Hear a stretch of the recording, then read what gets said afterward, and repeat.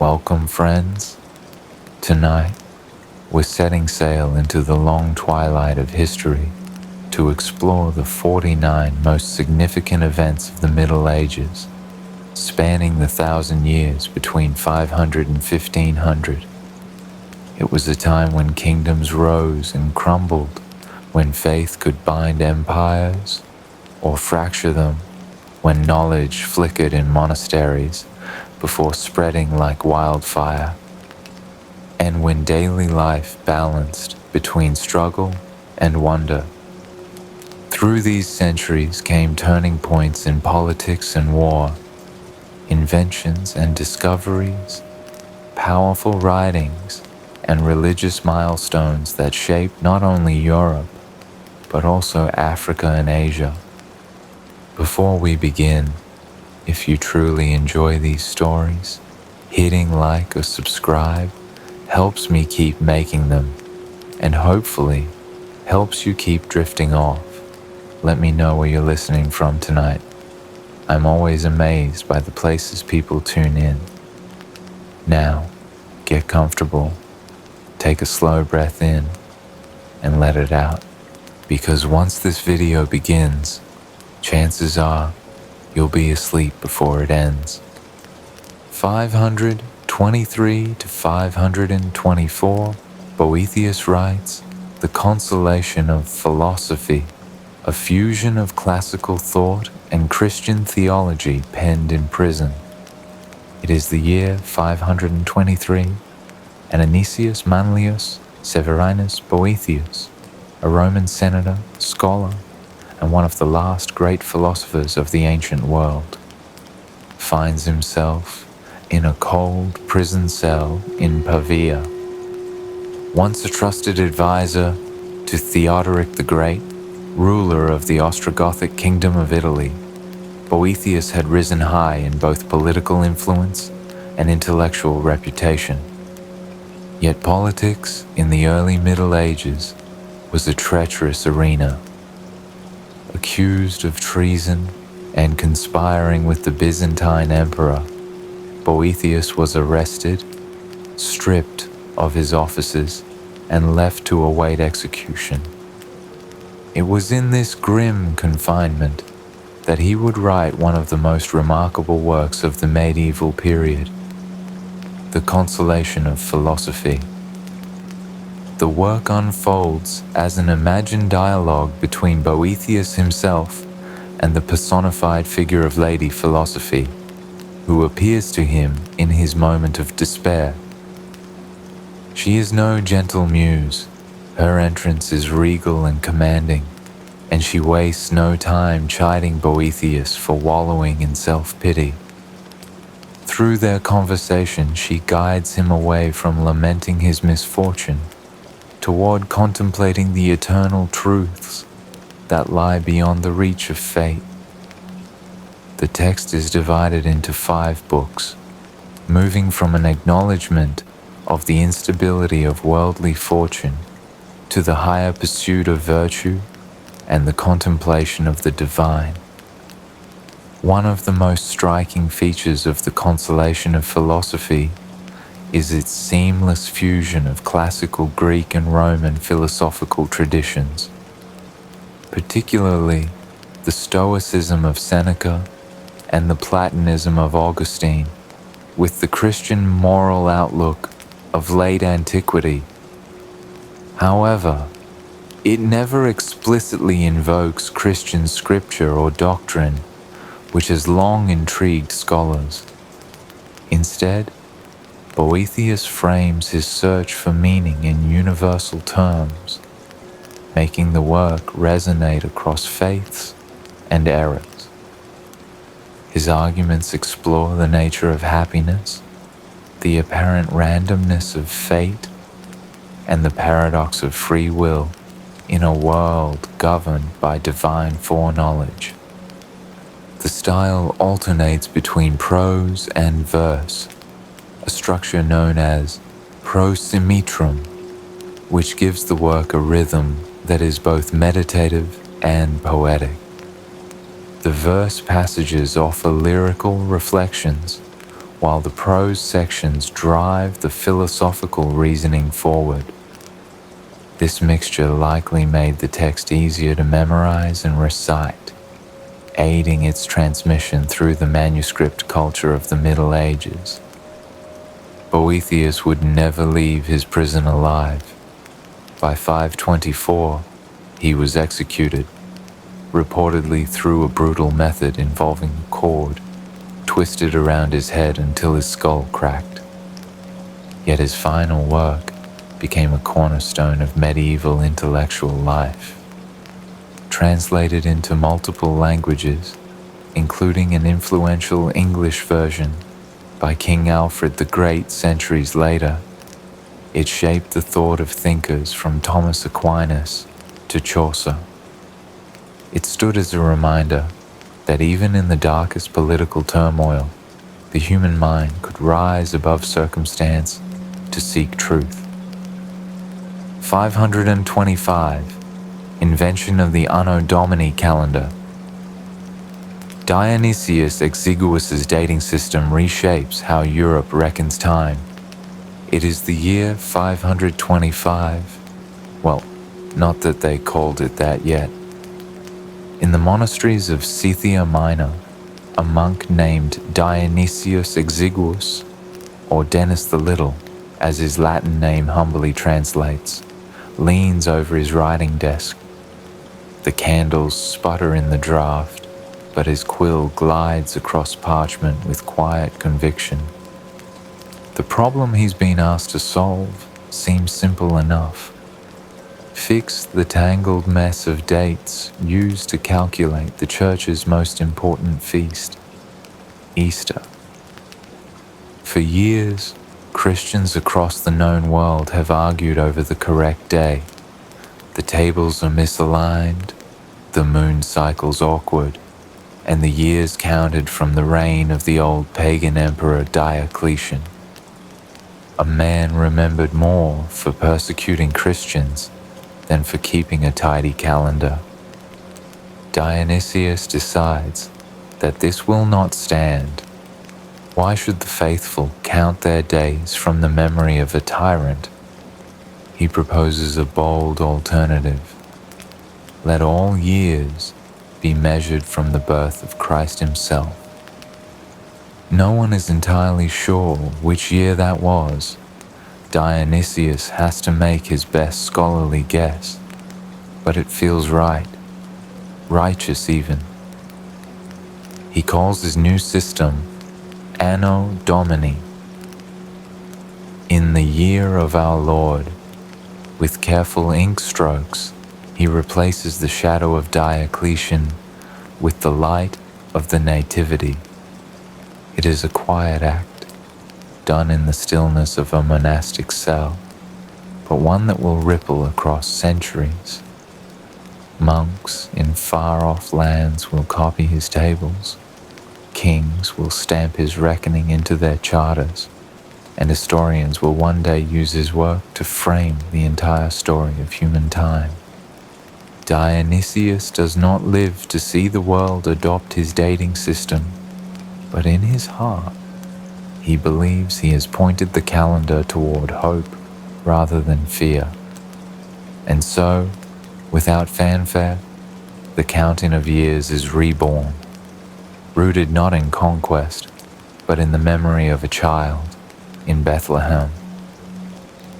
529. Closure of the Platonic Academy. Justinian ends the last pagan philosophical school in Athens. It was the year 529, and in the sunlit hills just outside Athens, the hum of intellectual debate, once the heartbeat of the ancient world, was growing faint.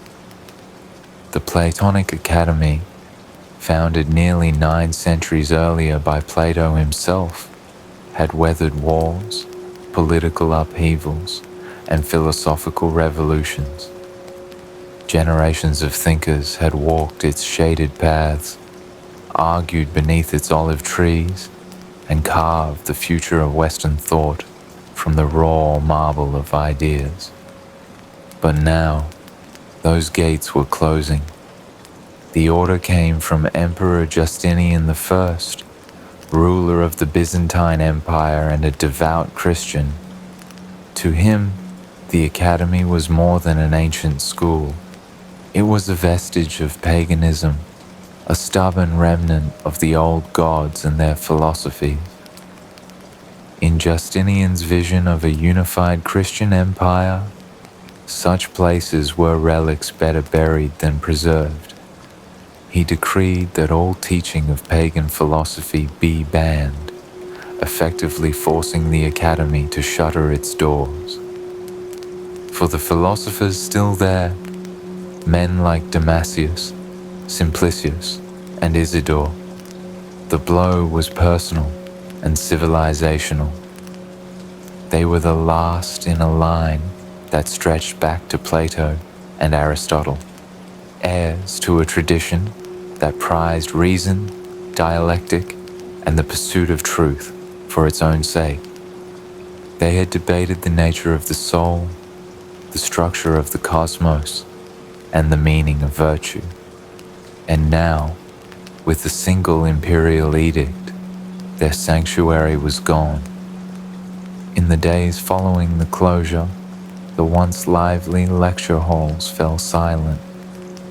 The sound of quills scratching over parchment faded.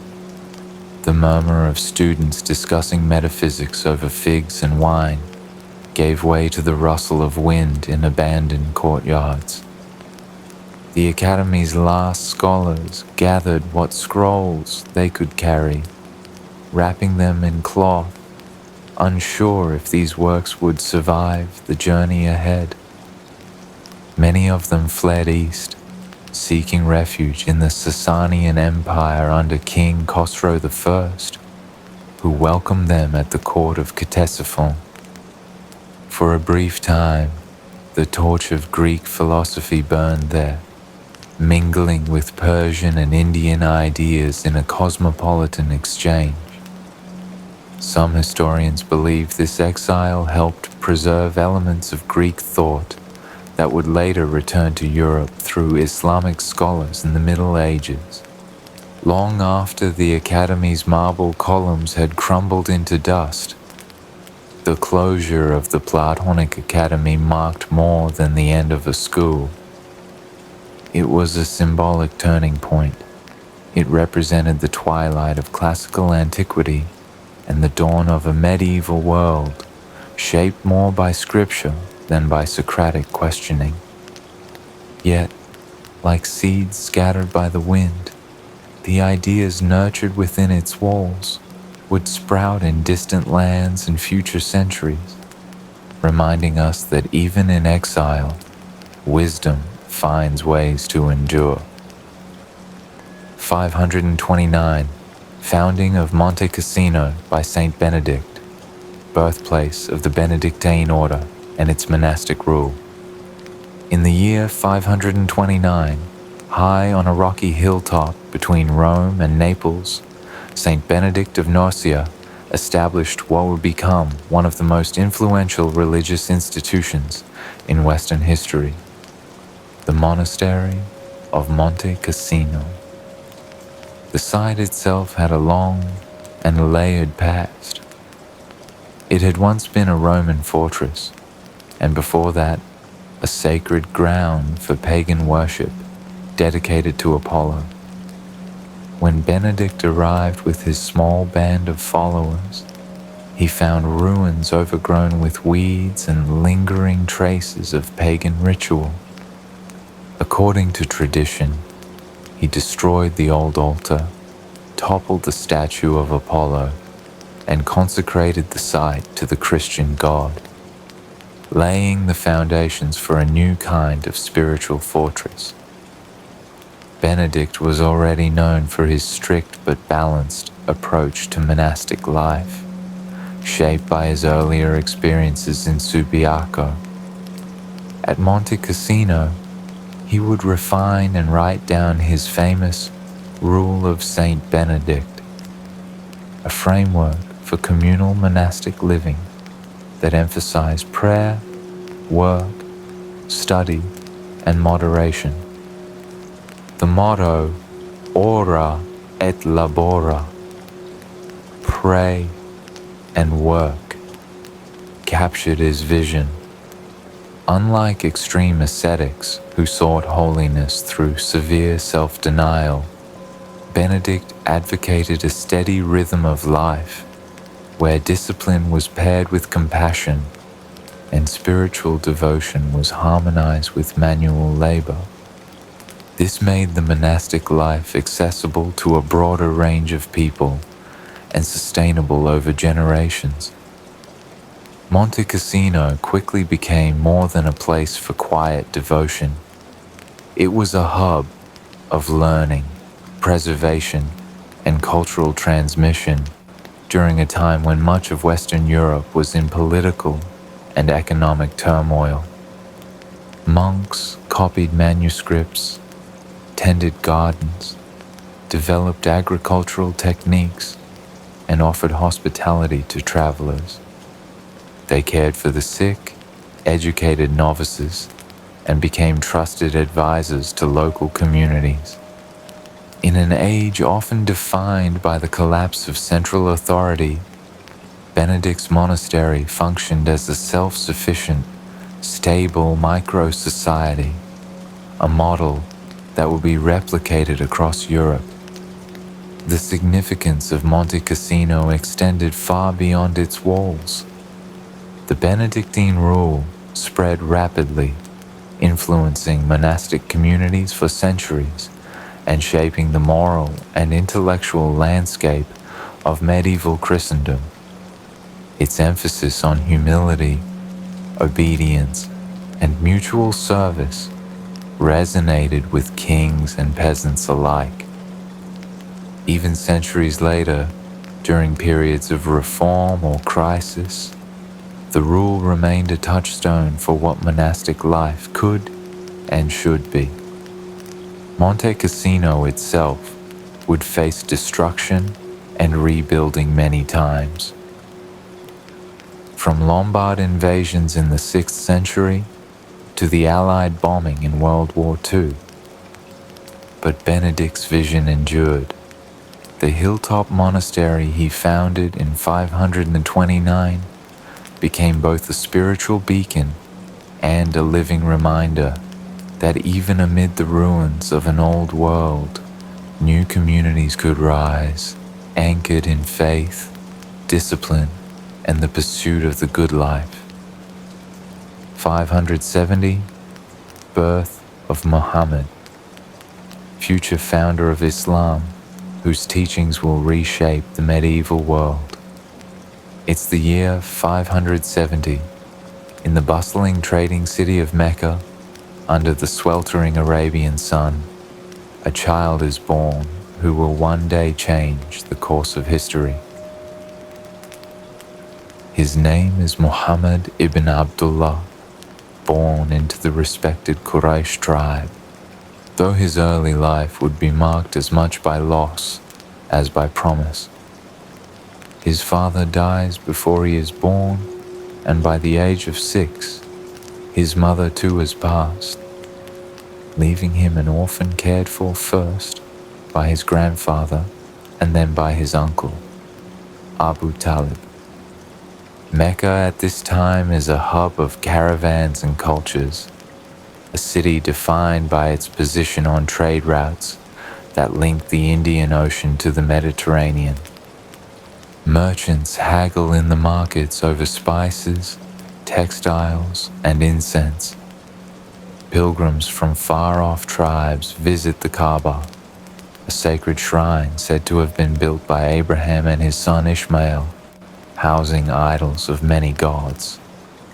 It is a city of wealth and poverty, generosity and greed, tribal honor, and simmering rivalries. Young Muhammad grows up learning the ways of the caravan trade, traveling across deserts and through foreign markets.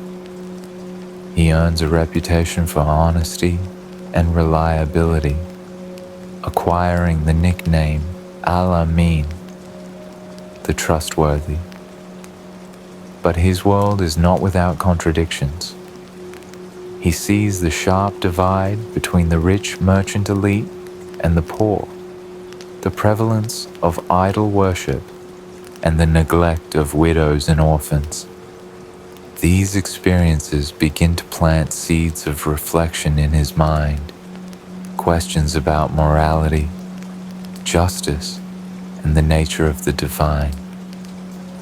Though no one in Mecca could have imagined it at the time, this boy, quiet yet observant, compassionate yet determined, would grow to be the Prophet Muhammad, founder of Islam, whose teachings would unite much of the Arabian Peninsula and influence civilizations for centuries to come.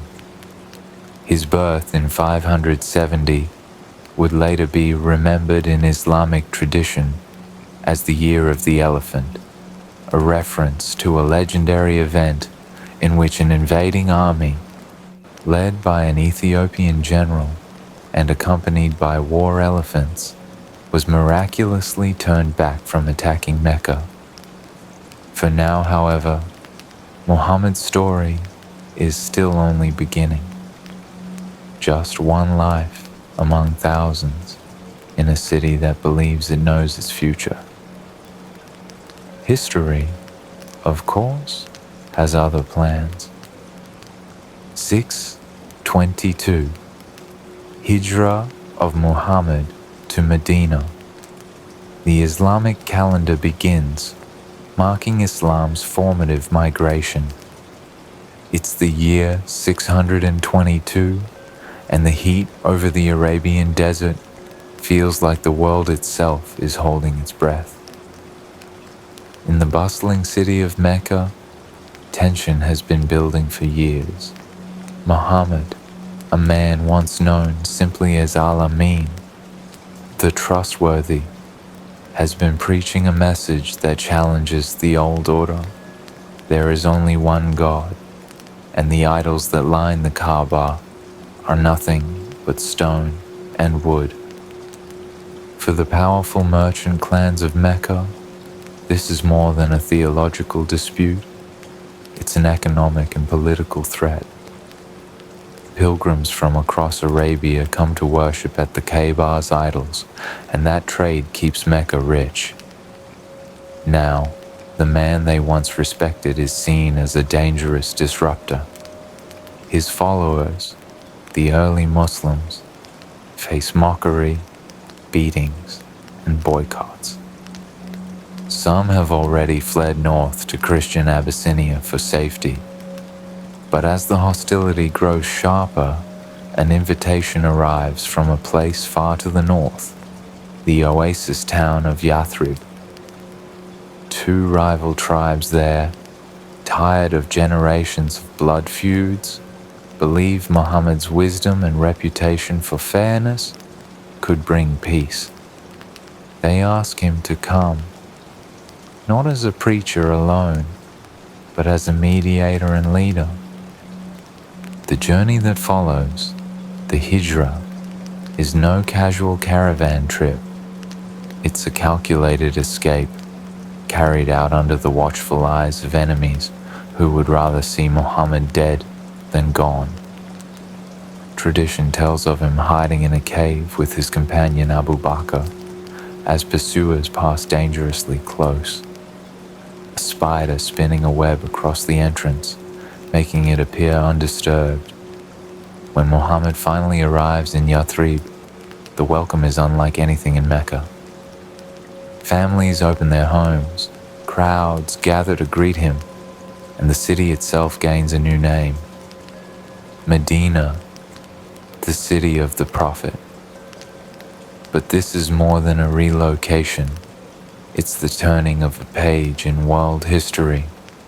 In Medina, Muhammad is not just a spiritual guide, but a statesman, forging agreements between Muslim and Jewish tribes, laying down laws, and defending the community against Meccan attacks. The Islamic calendar will mark this year, 622, as year one. The Hijrah becomes both a symbol and a starting point. The moment a persecuted movement transforms into a united, self-governing community. And from this desert city, the message that began in Mecca will grow into one of the world's great civilizations. 632, death of Muhammad, rapid expansion of Islamic rule begins. It is the year 632, and the hot winds of the Arabian Peninsula carry with them both grief and uncertainty. Muhammad, the Prophet of Islam, has died in the city of Medina after a brief illness. For his followers, many of whom had only recently embraced the new faith, this is a moment of profound loss. Just 2 years earlier, most of Arabia had united under Islam, and now the man whose vision, leadership, and words had brought that unity was gone. The question that immediately arose was not just who would lead, but whether the fragile bonds of this new community could hold without him. In the tense days following his death, Muhammad's close companions convened to choose a leader. Their decision fell on Abu Bakr, a trusted friend of the Prophet and one of the earliest converts to Islam. Taking the title of Caliph, successor, Abu Bakr's first task was to keep the Ummah, the Muslim community, from splintering. Several tribes tried to break away, seeing the Prophet's death as a chance to return to old alliances. Abu Bakr responded decisively, launching the Ridda Wars to bring them back under Islamic authority. His firmness ensured that Islam did not remain a purely local religion tied to one man's lifetime, but instead became a growing political and spiritual force. With Arabia stabilized, attention turned outward. The armies of the Caliphate, motivated by faith and the promise of unity, began campaigns beyond the peninsula. At first, these were raids into Byzantine and Sasanian territory, but soon they became full-scale conquests. Within a decade, Muslim forces had seized Damascus, Jerusalem, and vast swaths of the Persian Empire. These early expansions were not simply military. They also spread new systems of governance, legal codes based on Islamic principles, and a sense of belonging to something greater than any one tribe or city. The death of Muhammad could have ended the movement he began, as so often happens when a charismatic founder passes.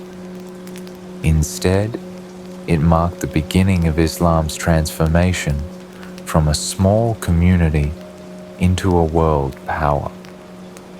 Under the early caliphs, the faith's message and political reach spread at a pace almost unmatched in history. Its influence radiating from Medina across deserts, mountains, and seas, reshaping the map of the known world. 632 to 661, Rashidun Caliphate. First caliphs consolidate religious and political power. In the years following the death of Muhammad in 632, leadership of the Muslim community passed to the Rashidun, the rightly guided caliphs, Abu Bakr, Umar, Uthman, and Ali. Their task was monumental, not only to preserve Muhammad's religious legacy, but to unify a fast-growing empire under both faith and law. Abu Bakr, the first caliph, swiftly put down internal revolts during the Ridda Wars, reaffirming that Islam was not a tribal pact, but a permanent religious community. His successor, Umar ibn al-Khattab, oversaw an era of astonishing military expansion. Muslim forces swept through the Levant, Persia, and Egypt, defeating both Byzantine and Sasanian empires in rapid succession. The conquered lands were integrated through a mix of military governance, tax systems, and religious tolerance for people of the book, laying the groundwork for a multi-ethnic empire. Uthman ibn Affan, the third caliph, standardized the Quran into a single written text, ensuring uniformity in Islamic teaching. However, accusations of nepotism and political favoritism during his rule deepened divisions within the Ummah. In 656, Uthman was assassinated, plunging the caliphate into its first civil war, the first fitna. Ali ibn Abi Talib, Muhammad's cousin and son-in-law, faced fierce opposition from rival factions, most notably from Muawiyah, governor of Syria. Battles at the Camel and Siffin marked the violent struggle for legitimacy. The disputes were not only political, but carried theological weight, influencing the eventual Sunni-Shia split. By 661, Ali was assassinated and the Rashidun Caliphate came to a close, giving way to the Umayyad dynasty. In less than 30 years, the caliphs had transformed Islam from a regional movement into a sprawling empire, binding together faith and governance, but also planting the seeds of enduring sectarian divisions. 664, Synod of Whitby. England aligns Christian practice with Roman customs. In 664 CE, the Synod of Whitby marked a turning point in the religious identity of early medieval England.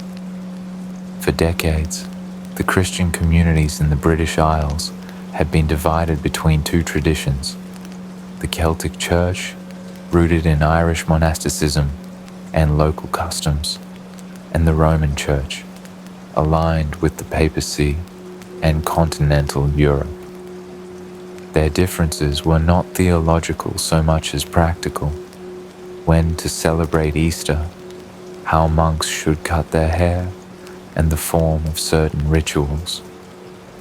Still, these details mattered greatly, as they symbolized which authority a kingdom recognized. King Oswiu of Northumbria, whose court included both Celtic and Roman clergy, found the division increasingly awkward. His own queen, Eanfled, followed the Roman Easter, meaning that while she celebrated the resurrection, the king might still be fasting for Lent. The mismatch was more than a domestic inconvenience. It was a matter of unity in the kingdom and in the church. At the monastery of Whitby, presided over by the formidable Abbess Hilda, Oswiu gathered leading clerics from both traditions to debate the issue. The Celtic side, led by Bishop Colman, emphasized the heritage of Saint Columba and the holiness of Irish missionary work.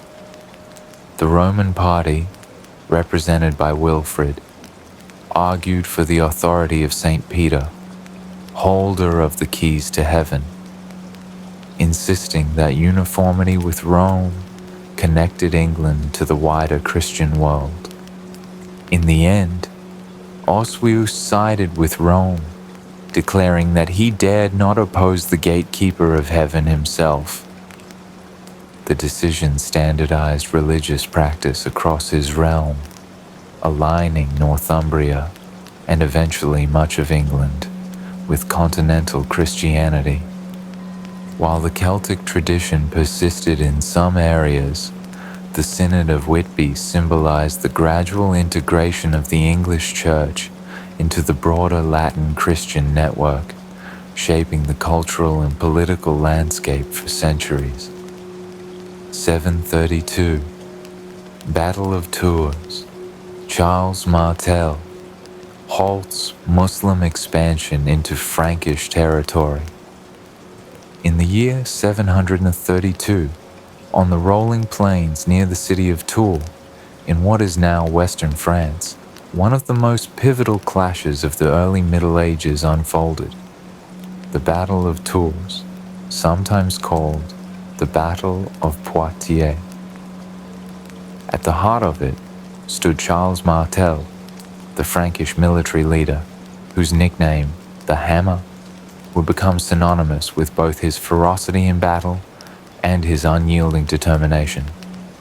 For years leading up to this moment, Muslim forces from the Umayyad Caliphate had steadily pushed north from the Iberian Peninsula, conquering vast territories and establishing a strong presence in what is now Spain and Portugal.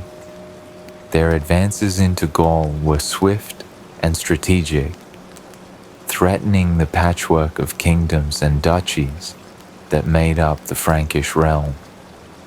The Umayyad forces, led by the governor of Al-Andalus, Abdul Rahman al-Ghafiqi, had recently plundered the rich city of Bordeaux and were moving deeper into Frankish lands, loaded with spoils. Charles Martel understood that this was more than a raid. It was a potential turning point in European history. Gathering a coalition of Frankish warriors and allied forces, he chose the ground carefully, positioning his troops on high terrain, using the dense forest around him to hide the true size of his army. Unlike the swift cavalry charges favored by the Umayyads, the Franks relied heavily on disciplined infantry formations. Charles drilled his men to stand firm, locking their shields together in a defensive wall that could absorb the impact of cavalry. When the battle began, wave after wave of Umayyad horsemen crashed against the Frankish lines, but the wall held. For an entire day, the fighting was fierce, with neither side able to break the other. As evening approached, fortune shifted when Abdur Rahman was killed in the melee. Leaderless and wary of being surrounded, the Umayyad forces began to withdraw under the cover of night. By morning, they had retreated entirely, leaving behind their dead and much of their loot. The Battle of Tours was not the end of Muslim influence in Europe. Al-Andalus remained a center of culture and power in Spain for centuries, but it marked the northern limit of their expansion. Charles Martel's victory was celebrated as the defense of Christendom, though historians today debate whether the battle was as decisive as later chroniclers claimed. Still, the victory cemented Charles Martel's legacy, paving the way for the Carolingian dynasty and ultimately the reign of his grandson, Charlemagne. In the lore of medieval Europe, Tours became a symbol of resilience, the moment when a determined commander and his steadfast soldiers turned the tide against a seemingly unstoppable force. 751, Battle of Talas, Tang China versus Abbasids. Paper-making knowledge spreads westward. It's the year 751, and on the banks of the Talas River in Central Asia, two great civilizations are about to collide, not just with swords and spears, but with the weight of their entire worlds behind them. On one side stands the Tang dynasty of China, whose influence stretches deep into the Silk Road, commanding respect through advanced administration, a flourishing economy, and a military known for discipline and adaptability. On the other side, the Abbasid Caliphate, a rising power in the Islamic world, whose rapid expansion across the Middle East and Central Asia has been fueled by both religious fervor and strategic alliances. The battle itself was born of more than simple territorial ambition. The region around Talas was a crossroads of cultures, a place where Turkic tribes, Persian merchants, and Chinese envoys mingled. Both empires sought influence over these lucrative trade routes, and both saw the other as an obstacle to that goal. The Abbasids were also aided by their Karluk Turk allies, tribes who had initially fought alongside the Tang, but switched sides mid-battle in one of history's most decisive betrayals. When the fighting began, the Tang forces under General Gao Xianji were disciplined and well-equipped, using tight formations and a mix of infantry, cavalry, and advanced siege techniques adapted for open battle. The Abbasids, led by Ziyad ibn Salih, relied heavily on mobile cavalry, swift charges, and an intimate knowledge of the terrain. For several days, the struggle swayed back and forth, neither side delivering a final blow.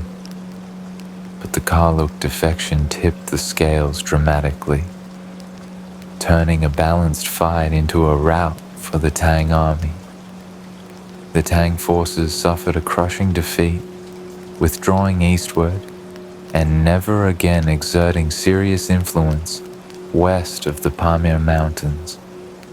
This marked the limit of Chinese expansion into Central Asia and opened the door for Islamic influence to spread further east. Politically and militarily, it was a major turning point, but its cultural consequences were perhaps even greater. According to historical accounts, one of the unexpected outcomes of the Abbasid victory was the transfer of Chinese paper-making technology westward. Chinese prisoners of war, skilled in the craft, were brought to Samarkand, where they shared their knowledge. This innovation transformed the Islamic world's ability to record and disseminate information, replacing expensive parchment with affordable, durable paper. Over time, the technique spread across the Middle East, into North Africa, and eventually to Europe, playing a key role in the preservation and expansion of knowledge during the Middle Ages and beyond. Thus, the Battle of Talas was more than a clash of armies. It was a moment where the fate of continents shifted, where a military defeat planted the seeds of a communication revolution that would help shape the intellectual future of the world. 754. Donation of Pepin. Establishment of the Papal States. In the year 754, one of the most consequential political religious deals of the Middle Ages unfolded, an agreement that would shape European politics for centuries, the donation of Pepin. This event, occurring during the reign of Pepin III, better known as Pepin the Short, marks the formal establishment of the Papal States in central Italy. It was more than just a land grant. It was a diplomatic masterstroke that fused spiritual authority with temporal power, setting the stage for a millennium of church-state entanglement. The background begins with the decline of the Byzantine Empire's influence in Italy. For centuries, the popes had nominally been under Byzantine protection, but by the 8th century, Constantinople was too distracted by its own crises to defend the papacy from Lombard aggression. The Lombards, a Germanic people who had carved out their own kingdom in Italy, were pressing hard against Rome. Pope Stephen II found himself in a dire position, militarily weak, politically isolated, and under imminent threat of conquest. Enter Pepin the Short, the first Carolingian king of the Franks. Pepin owed the papacy a political debt. Just a few years earlier, Pope Zachary had approved the deposition of the last Merovingian king, allowing Pepin to take the throne in 751. That papal endorsement had been critical to legitimizing Pepin's rule. Now, in 753, Pope Stephen crossed the Alps, an extraordinary act for a pontiff, to personally seek Frankish aid. This was the first recorded time a pope had visited the lands beyond the Alps, underscoring the urgency of the crisis. In 754, after negotiations and mutual pledges, Pepin agreed not only to defend the papacy, but to grant the Pope control over key territories in central Italy, including lands previously held by the Byzantines. This grant, formalized in what became known as the Donation of Pepin, created the Papal States, a theocratic domain stretching across the Italian peninsula's center. For the first time, the Pope was not just the spiritual leader of Western Christendom, but also a sovereign ruler in his own right. The deal was sealed with an exchange of symbols and ritual. At Saint-Denis, Pepin was anointed by the Pope himself, reinforcing the divine legitimacy of his kingship. In return, Pepin's donation guaranteed the Pope independence from both Lombard and Byzantine control.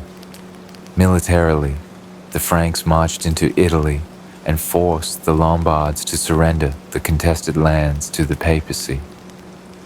Politically, the alliance solidified the emerging bond between the Frankish kingdom and the Roman Church, a bond that would later culminate in the crowning of Pepin's son, Charlemagne, as emperor in 800. The donation of Pepin thus did more than redraw the map. It forged a precedent.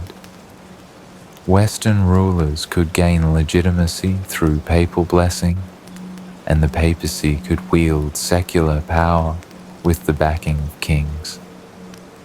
This intertwining of church and state would shape European diplomacy, conflicts, and political theory throughout the Middle Ages, leaving a legacy that would last until the 19th century. 800, Charlemagne crowned Holy Roman Emperor, symbolic revival of Western Roman authority. It's the year 800, and Rome is about to witness a scene heavy with both ceremony and political calculation. On Christmas Day, in the great Basilica of St. Peter's, the air smells faintly of incense and cold stone. Candles flicker against mosaics that tell the story of an empire long gone, or at least long transformed. At the center of the nave stands Charles, King of the Franks, a man whose height, commanding presence, and record of military conquests have already earned him near mythical status among his people. But today, his role is not that of a warrior. Today, he kneels. Pope Leo III approaches, carrying an ornate crown, gold gleaming against the candlelight. As the choir's chant swells, Leo places the crown upon Charles's head. Charles, most serene Augustus, crowned by God, great and pacific Emperor of the Romans, he proclaimed. The gathered clergy and nobles cheer, and the Roman people echo their acclamation. In that moment, something unprecedented happens. The Holy Roman Empire is born, or reborn, depending on how you see it. The act is more than a coronation. It is a symbolic bridge between the ancient glory of the Roman Empire and the new Christian order of medieval Europe. This was not simply a feel-good ceremony. For centuries after the collapse of the Western Roman Empire in 476, no one in the West had claimed the imperial title. The Eastern Roman Empire in Constantinople still considered itself the true Rome, but the papacy had grown increasingly distant from Byzantine influence, especially after political tensions and theological disputes. By crowning Charlemagne, Pope Leo III effectively declared the papacy's independence from the East, while also securing a powerful protector in the West. For Charlemagne, the new title reinforced his authority over a realm that stretched from the Pyrenees to the Elbe, from the North Sea to central Italy.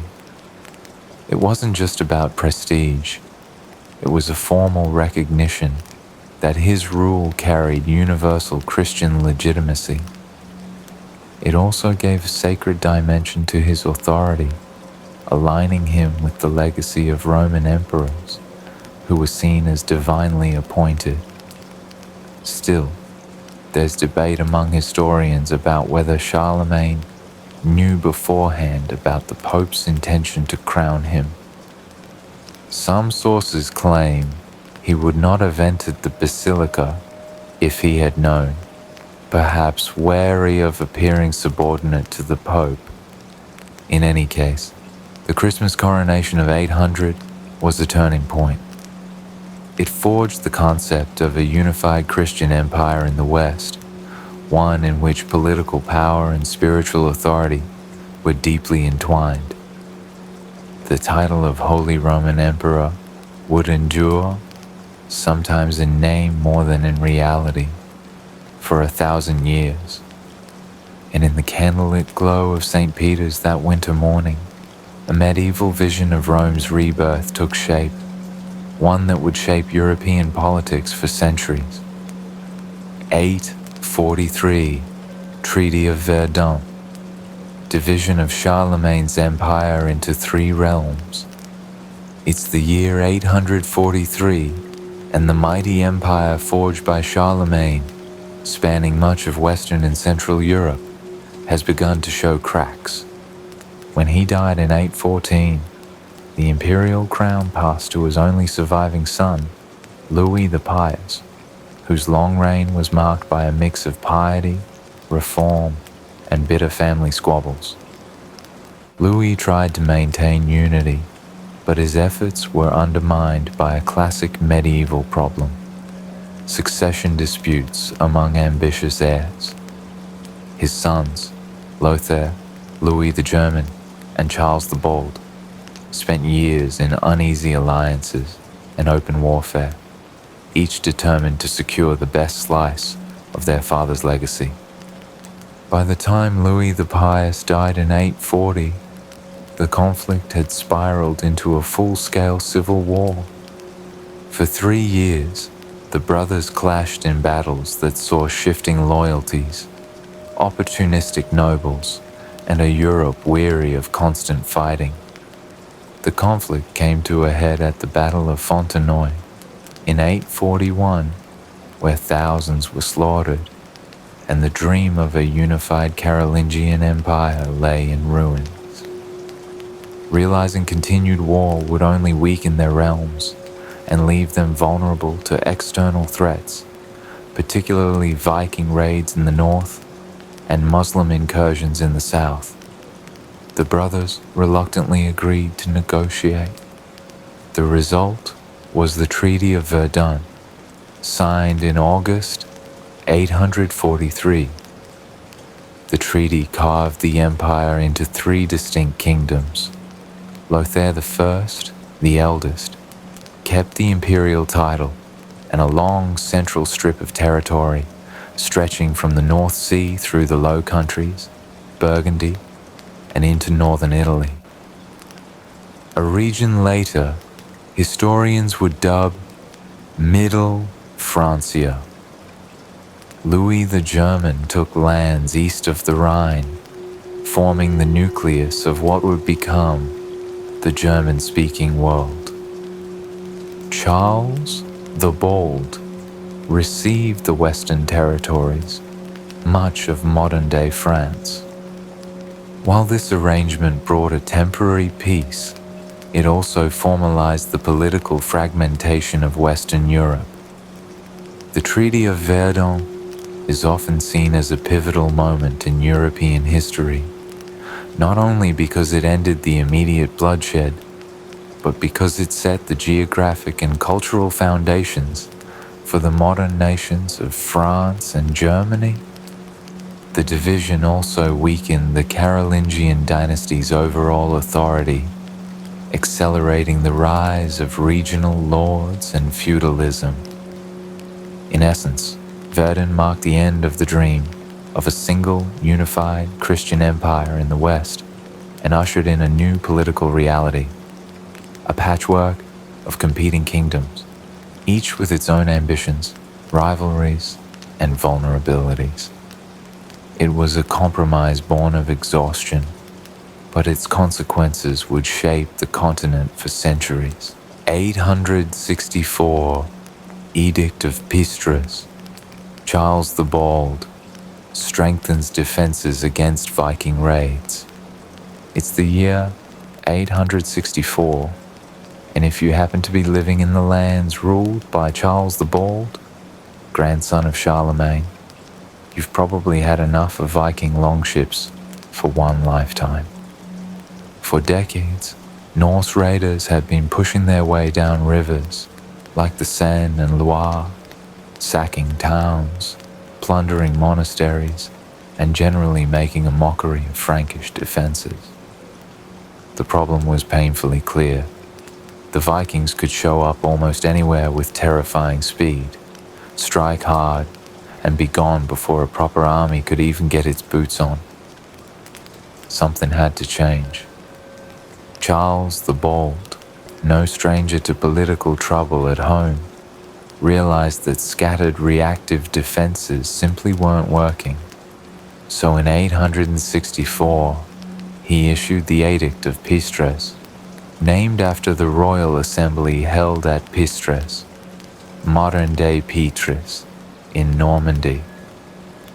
This wasn't just a quick pep talk to his nobles.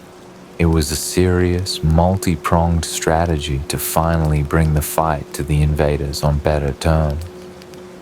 First, Charles ordered the construction of fortified bridges across key rivers.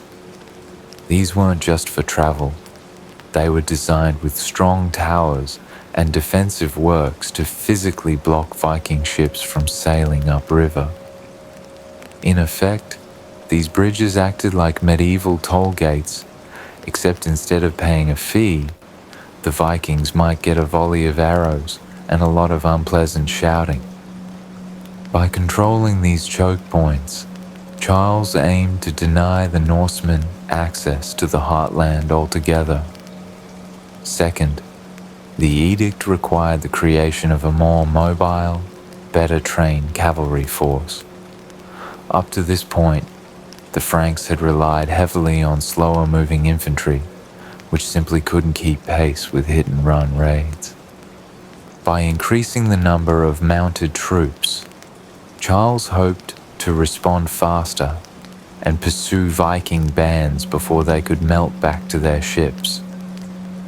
This was a shift in military thinking, a recognition that speed and mobility could counter the lightning-fast raids that had been the Vikings' biggest advantage. The edict also pushed for a greater sense of shared responsibility among the Frankish nobility. Defending the realm from raiders was no longer just the king's problem. It was an obligation that fell on local lords who were expected to maintain their own fortified points and contribute troops to the common defense. In other words, Charles was trying to create a more coordinated, kingdom-wide security system instead of relying on piecemeal, ad hoc responses. While the Vikings didn't vanish overnight, they continued to raid for decades. The Edict of Pistres marked a turning point. The fortified bridges in particular proved a clever, durable solution, and some would remain standing for centuries.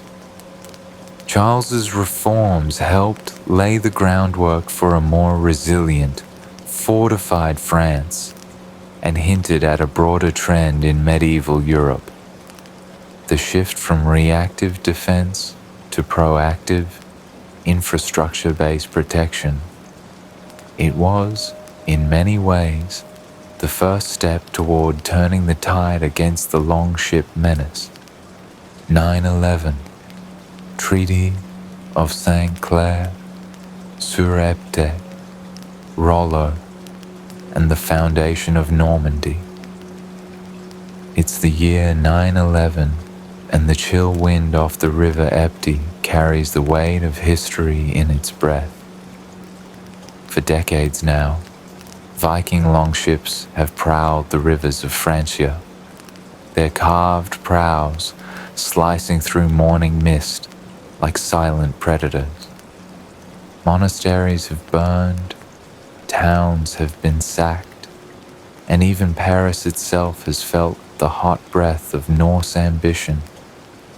But this year marks a strange turn in that long and bloody story, one not written in fire and iron, but in ink and uneasy handshake. The man on the Frankish side is Charles the Simple, king of the West Franks, grandson of Charles the Bald. His kingdom, battered by decades of raids, is a patchwork of loyal nobles and wary towns. He knows that walls and watchtowers alone won't keep the longships away forever. The man on the other side is Rollo, a Viking leader whose reputation is as wide as the Seine. Rollo is not a petty raider. He's a warlord who understands the value of land as well as plunder. He has spent years fighting up and down the coast, seizing territory when he can, and Paris has already seen his shadow more than once. When the two meet at St. Clair-sur-Epte, the atmosphere is tense. The treaty they forge is both pragmatic and radical. Rollo will be granted land in the lower Seine Valley, a fertile and strategic prize. In return, he will swear loyalty to Charles the Simple, defend the river approaches from other Vikings, and, at least in theory, convert to Christianity. It's a bargain born of exhaustion as much as calculation. For Charles, it is a way to turn a predator into a guard dog. For Rollo, it is the chance to trade a life of perpetual raiding for one of lordship and permanence. According to later chronicles, the negotiations have a theatrical touch. One story claims Charles demanded that Rollo kneel and kiss his foot in submission. The proud Viking refused, and instead ordered one of his men to perform the gesture for him, lifting the king's foot so abruptly that Charles toppled backward. Whether the tale is true or embroidered by storytellers, it captures the essence of the moment. Neither side entirely trusted the other, but both understood the value of this alliance. The land granted to Rollo would grow into Normandy, the land of the Northmen. From this seed would sprout one of medieval Europe's most dynamic duchies, producing warriors, traders, and eventually a man named William, who would cross the English Channel and change the fate of England forever. But here, in 9/11, all of that is still distant. On the banks of the Epte, a Viking warlord becomes a Christian Jew, and a weary king buys peace with land, hoping that this time the bargain will hold. 962, Otto I crowned Holy Roman Emperor. The Ottonian dynasty begins. It's the year 962, and in the candlelit grandeur of Old St. Peter's Basilica, history is being hammered into shape, one golden crown at a time. Otto I, already King of the Germans and Duke of Saxony, kneels before Pope John XII. Outside, Rome is dusty and restless, with merchants hawking figs and relics in the shadows of crumbling imperial ruin. Inside, incense swirls like a slow-moving storm, the air heavy with the scent of frankincense and politics. The coronation is more than ceremony, it's a power deal. Otto has already proven himself a formidable ruler, uniting fractious duchies under his leadership and smashing the Magyars at the Battle of Lechfeld in 955, ending their raids into Central Europe. That victory didn't just save his people from destruction, it earned him immense prestige. Now, the Pope, facing his own enemies in Rome and beyond, needs a strong arm to protect the papacy. Otto is happy to provide it for the right price. The revival of the title, Emperor of the Romans in the West, vacant since the Carolingians lost their grip. When the crown is placed on his head, Otto becomes the first Holy Roman Emperor of what historians will call the Ottonian dynasty. This isn't simply a nostalgic nod to Charlemagne, it's the birth of a political order that will dominate Central Europe for centuries. Otto's realm stretches from the North Sea to the Alps, from the Rhine to the Elbe, and he rules with a mix of calculated generosity and unflinching authority. He appoints loyal bishops and abbots to key positions, ensuring the church is both spiritually useful and politically obedient. In practice, the Holy Roman Empire is less a unified nation and more a patchwork quilt of territories bound together by personal loyalty and imperial prestige. But Otto's diplomatic skill, marrying his son into Byzantine royalty, forging alliances with Lombards and Slavs, gives it real weight on the international stage. As the choir's chant fades and Otto rises with the imperial regalia, he is not just crowned a ruler of men, but anointed as God's chosen defender of Christendom in the West. It is a title that carries both glory and burden, and under the Ottonian dynasty, the empire will expand, consolidate, and set the template for medieval German kingship. One where the emperor must always balance the will of the sword, the altar, and the restless ambitions of dukes. 1054, the Great Schism, formal split between Eastern Orthodox and Roman Catholic. It is the year 1054, and the Christian world is about to experience a fracture that will echo for centuries.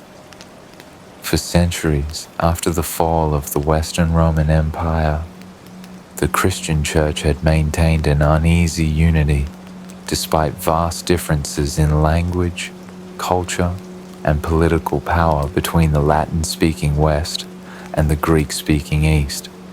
But under the surface, tensions simmered. Theological disputes, liturgical differences, and the growing rivalry between the Pope in Rome and the Patriarch in Constantinople made unity fragile. Theological disagreements were not new.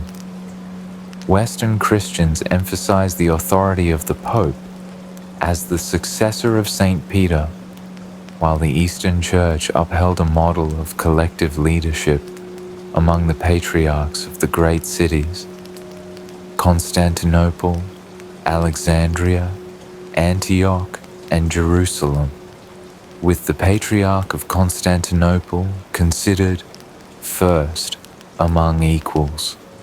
One famous theological flashpoint was the filioque clause in the Nicene Creed. The original creed, written in Greek, stated that the Holy Spirit proceeds from the Father. The Western Church added the Latin word filioque and the Son, declaring that the Spirit proceeds from the Father and the Son. To the Eastern Church, this was a unilateral and unauthorized change to a sacred text and a sign of Rome's arrogance. Cultural and political differences deepened the divide. The West leaned on Latin law, scholastic thinking, and increasingly centralized papal authority. The East embraced Greek philosophy, Byzantine court culture, and a symbiotic relationship between emperor and patriarch. Even practical matters like clerical marriage became points of contention. Western priests were expected to remain celibate, while in the East, parish priests could marry. The breaking point came in 1054, when Pope Leo IX sent Cardinal Humbert of Silva Candida to Constantinople to negotiate disputes with Patriarch Michael Cerularius. The talks quickly soured. Humbert accused the Eastern Church of heresy over its refusal to accept papal supremacy, while Cerularius condemned Latin practices, such as using unleavened bread in the Eucharist. In July 1054, in a stunning public gesture, Humbert placed a papal bull of excommunication on the altar of Hagia Sophia, declaring the Patriarch and his followers outside the church. Cerularius responded in kind, excommunicating Humbert and his delegation. Although many at the time saw it as a political quarrel that might eventually heal, this moment became the symbolic point of no return. The Great Schism. The Christian Church split into the Roman Catholic Church in the West and the Eastern Orthodox Church in the East. The rift would persist for nearly 1,000 years, shaping the politics, culture, and faith of Europe and beyond, and leaving two great branches of Christianity to grow apart while still tracing their roots to the same beginnings. 1066, Norman conquest of England. William the Conqueror changes English culture and politics. It's the year 1066, a date every English schoolchild eventually memorizes, and the English throne is up for grabs. When Edward the Confessor, King of England, dies childless in January, the political chessboard explodes into a full-scale contest between rival claimants. Harold Godwinson, a powerful English noble and the king's brother-in-law, is crowned almost immediately. But across the Channel, William, Duke of Normandy, insists that Edward had promised him the throne years earlier, and that Harold had even sworn an oath to support his claim. To make matters more complicated, Harald Hardrada, the fearsome King of Norway, also asserts his right to rule England. The year becomes a dizzying sequence of military gambles. First, Hardrada lands in the north with a fleet, forcing Harold Godwinson to rush his army hundreds of miles to meet the threat. At the Battle of Stamford Bridge in September, Harold's forces win a bloody victory, killing Hardrada and ending the Viking era's last major invasion of England. But even as Harold is catching his breath, word arrives that William has landed in the south at Pevensey Bay. William's Norman forces are a blend of cavalry, infantry, and archers, a combined arms approach relatively unfamiliar to the English. Harold, exhausted from the northern campaign, marches his army south in record time to confront William near Hastings on October 14th. The battle that follows is one of the most famous in medieval history. English forces form a shield wall on a hilltop, repelling repeated Norman attacks. Several times, William's men feign retreat, luring segments of the English army into breaking formation and rushing downhill, where they are cut down by cavalry. After hours of brutal fighting, Harold is killed, tradition says by an arrow to the eye, and the English defense collapses. William advances toward London, facing sporadic resistance before the city surrenders. On Christmas Day, 1066, William is crowned King of England in Westminster Abbey, securing his place in history as William the Conqueror. The Norman conquest transforms England's culture, language, and politics. Norman French becomes the language of the elite, blending with Old English over centuries to form Middle English. The feudal system is imposed, redistributing land to Norman nobles and altering the social hierarchy. Castles appear across the landscape as symbols of military dominance and administrative control. The Domesday Book, compiled 2 decades later, reflects a deeply changed England, one tied into a wider European network of politics and culture. In short, 1066 is more than a battle. It is the starting point of a new Anglo-Norman world. 1071, Battle of Manzikert, Byzantine defeat opens Anatolia to the Seljuk Turks. It's the summer of 1071, and the dust of the Anatolian steppe hangs thick in the air. On one side stands the Byzantine Emperor Romanos IV Diogenes, his army a patchwork of professional soldiers, mercenaries, and feudal levies from across the empire's vast and diverse territories. On the other side waits Sultan Alp Arslan of the Seljuk Turks, whose forces are lean, mobile, and perfectly adapted to the wide open terrain. The meeting place, near the fortress town of Manzikert, in what is now eastern Turkey, a crossroads of empires and the setting for one of the most consequential battles of the Middle Ages. The Byzantine Empire in the mid-11th century was still powerful, but cracks had begun to show. Political intrigue in Constantinople often undermined military campaigns, and the empire's frontiers faced pressure from multiple sides. The Seljuk Turks, a rising force in the Islamic world, had been steadily encroaching on Byzantine territory in Asia Minor, testing defenses and exploiting weak garrisons. Romanos, eager to reassert imperial strength and secure his eastern borders, decided to launch a major campaign to push the Turks back.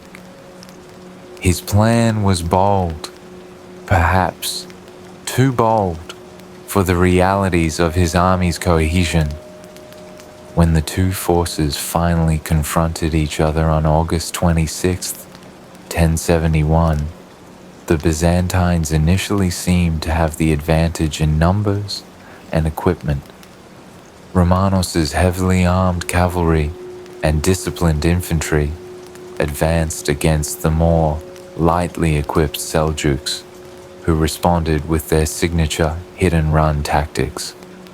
Skilled mounted archers harassed the Byzantine lines, loosing volleys of arrows before retreating out of reach, luring the enemy forward.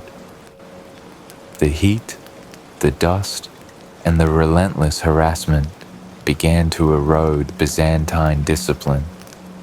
The turning point came late in the day. Miscommunication between Romanos and his subordinate commanders, some of whom may have been disloyal, caused parts of the Byzantine army to withdraw at the wrong moment, exposing flanks and creating chaos. The Seljuks seized the opportunity, surrounding and overwhelming the emperor's forces. Romanos himself was wounded and captured by Alp Arslan, an event that shocked the Christian world. Alp Arslan, known for his chivalry, treated the emperor respectfully, even negotiating a relatively lenient ransom and peace agreement. Yet the political consequences for Byzantium were disastrous. Romanos's capture undermined his legitimacy, sparking a civil war that drained resources and further weakened imperial control. In the years that followed, the Seljuks poured into the heart of Anatolia, settling in lands that had been Byzantine for centuries. The Battle of Manzikert was not just a single military defeat, it was the moment that shifted the balance of power in the eastern Mediterranean. It opened the door for the gradual Turkification and Islamization of Anatolia, setting the stage for the rise of the Ottoman Empire centuries later. For the Byzantines, it marked the beginning of a long, slow decline from which they would never fully recover. 1095, Council of Clermont, Pope Urban II calls for the First Crusade.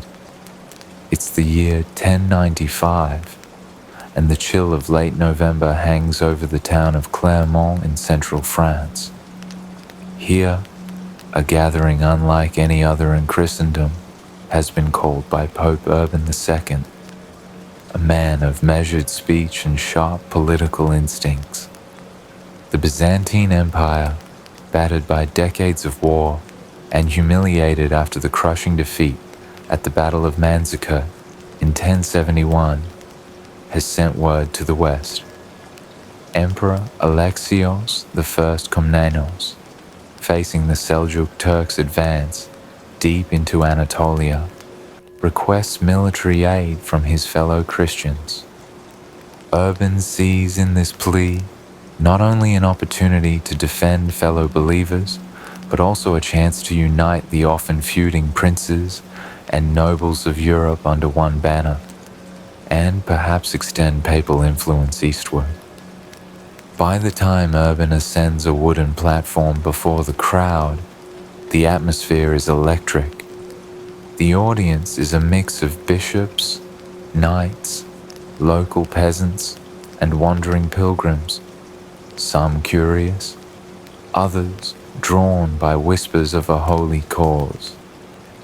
Chroniclers would later disagree on the exact words spoken, but all accounts agree on the passion in Urban's voice. He paints a vivid, almost unbearable picture of Christian pilgrims suffering at the hands of the Turks, of holy sites desecrated, of Jerusalem, the sacred heart of Christendom, in peril. His call is clear. It is the duty of every able Christian to take up arms, not for conquest or wealth, but for God. Then comes the rhetorical spark that will ignite centuries of conflict. Those who go, Urban declares, shall be absolved of their sins. their spiritual debts wiped clean in exchange for their service. The concept of indulgence, already known in church practice, now fuses with the idea of holy war. To many in the crowd, this is more than a military summons. It is a pathway to eternal salvation. The response is immediate and overwhelming. From the crowd, voices shout, Deus vult, God wills it, a cry that will echo across Europe. Messengers will carry the Pope's words far and wide, and within months, armies of knights, foot soldiers, and even untrained peasants will begin their march toward the Eastern Mediterranean. What began as a carefully orchestrated political and spiritual maneuver will spiral into the First Crusade, a campaign that will reshape not only the map of the Near East, but also the very fabric of medieval society.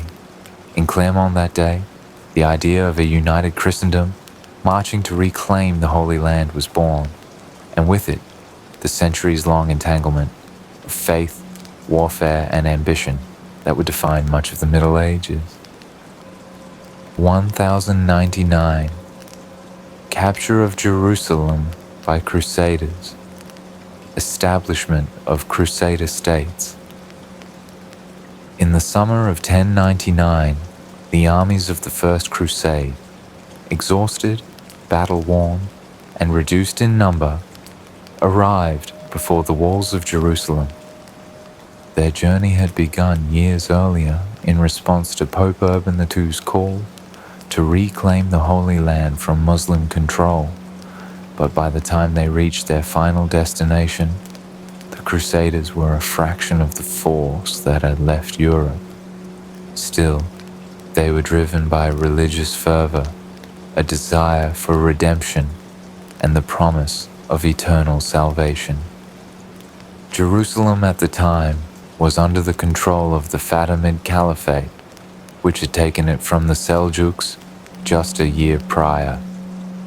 The city's fortifications were formidable, thick walls, strong towers, and defenders determined to resist. The Crusaders, lacking siege equipment, initially found themselves at a disadvantage, but they improvised. Timber for siege towers was hauled from miles away, and under the blistering summer heat of July, they prepared for the final assault. On July 15th, after days of intense fighting, the Crusaders breached the walls. The forces under Godfrey of Bouillon, Raymond IV of Toulouse, and other leaders stormed the city. What followed was one of the most infamous episodes of the Crusades, a massacre of much of Jerusalem's Muslim and Jewish population. Chroniclers, especially those in Europe, described the streets running red with blood, a detail often repeated in both medieval accounts and modern retellings. Whether exaggerated or not, it reflected the Crusaders' grim determination to secure the city entirely. Once Jerusalem was in their hands, the Crusaders established the Kingdom of Jerusalem, the most prominent of several Crusader states that would serve as Christian strongholds in the Levant. Other states soon followed: the County of Edessa, the Principality of Antioch, and the County of Tripoli. These were not merely military outposts. They became political entities with their own courts, alliances, and feudal systems, blending European feudal traditions with the realities of ruling in the Eastern Mediterranean. Godfrey of Bouillon refused the title of King of Jerusalem, instead taking the title Advocate of the Holy Sepulchre, claiming he would not wear a crown of gold in the city where Christ had worn a crown of thorns. His short rule set the tone for a kingdom that balanced religious symbolism with the practical demands of defense and governance. The capture of Jerusalem in 1099 was both a stunning military achievement and the start of nearly 2 centuries of intermittent warfare between Crusader states and surrounding Muslim powers. It reshaped the political and religious landscape of the Eastern Mediterranean, turning the city into a focal point for both Christian pilgrimage and Islamic resistance, a legacy that would echo through the centuries. 1122, Concordat of Worms, ends the investiture controversy. It's the year 1122, and the long, exhausting tug of war between the Pope and the Holy Roman Emperor finally reaches a formal resolution, at least on paper. This is the Concordat of Worms, a name that sounds like an odd culinary experiment, but actually marks the end of the investiture controversy, a dispute that had been tearing at the very fabric of church-state relations in medieval Europe for nearly half a century. At its heart was one question: who gets to appoint bishops and abbots? The Pope, as the spiritual leader of Christendom, or the Emperor, as the secular ruler who believed these offices carried vital political weight? For decades, this power struggle had resulted in political maneuvering, excommunications, civil wars, and more than a little name-calling in the official correspondence. The controversy had begun in earnest in the late 11th century, when Pope Gregory VII insisted that only the Church could appoint bishops. Emperor Henry IV disagreed loudly and went ahead with his own appointments, treating bishoprics like prime political prizes.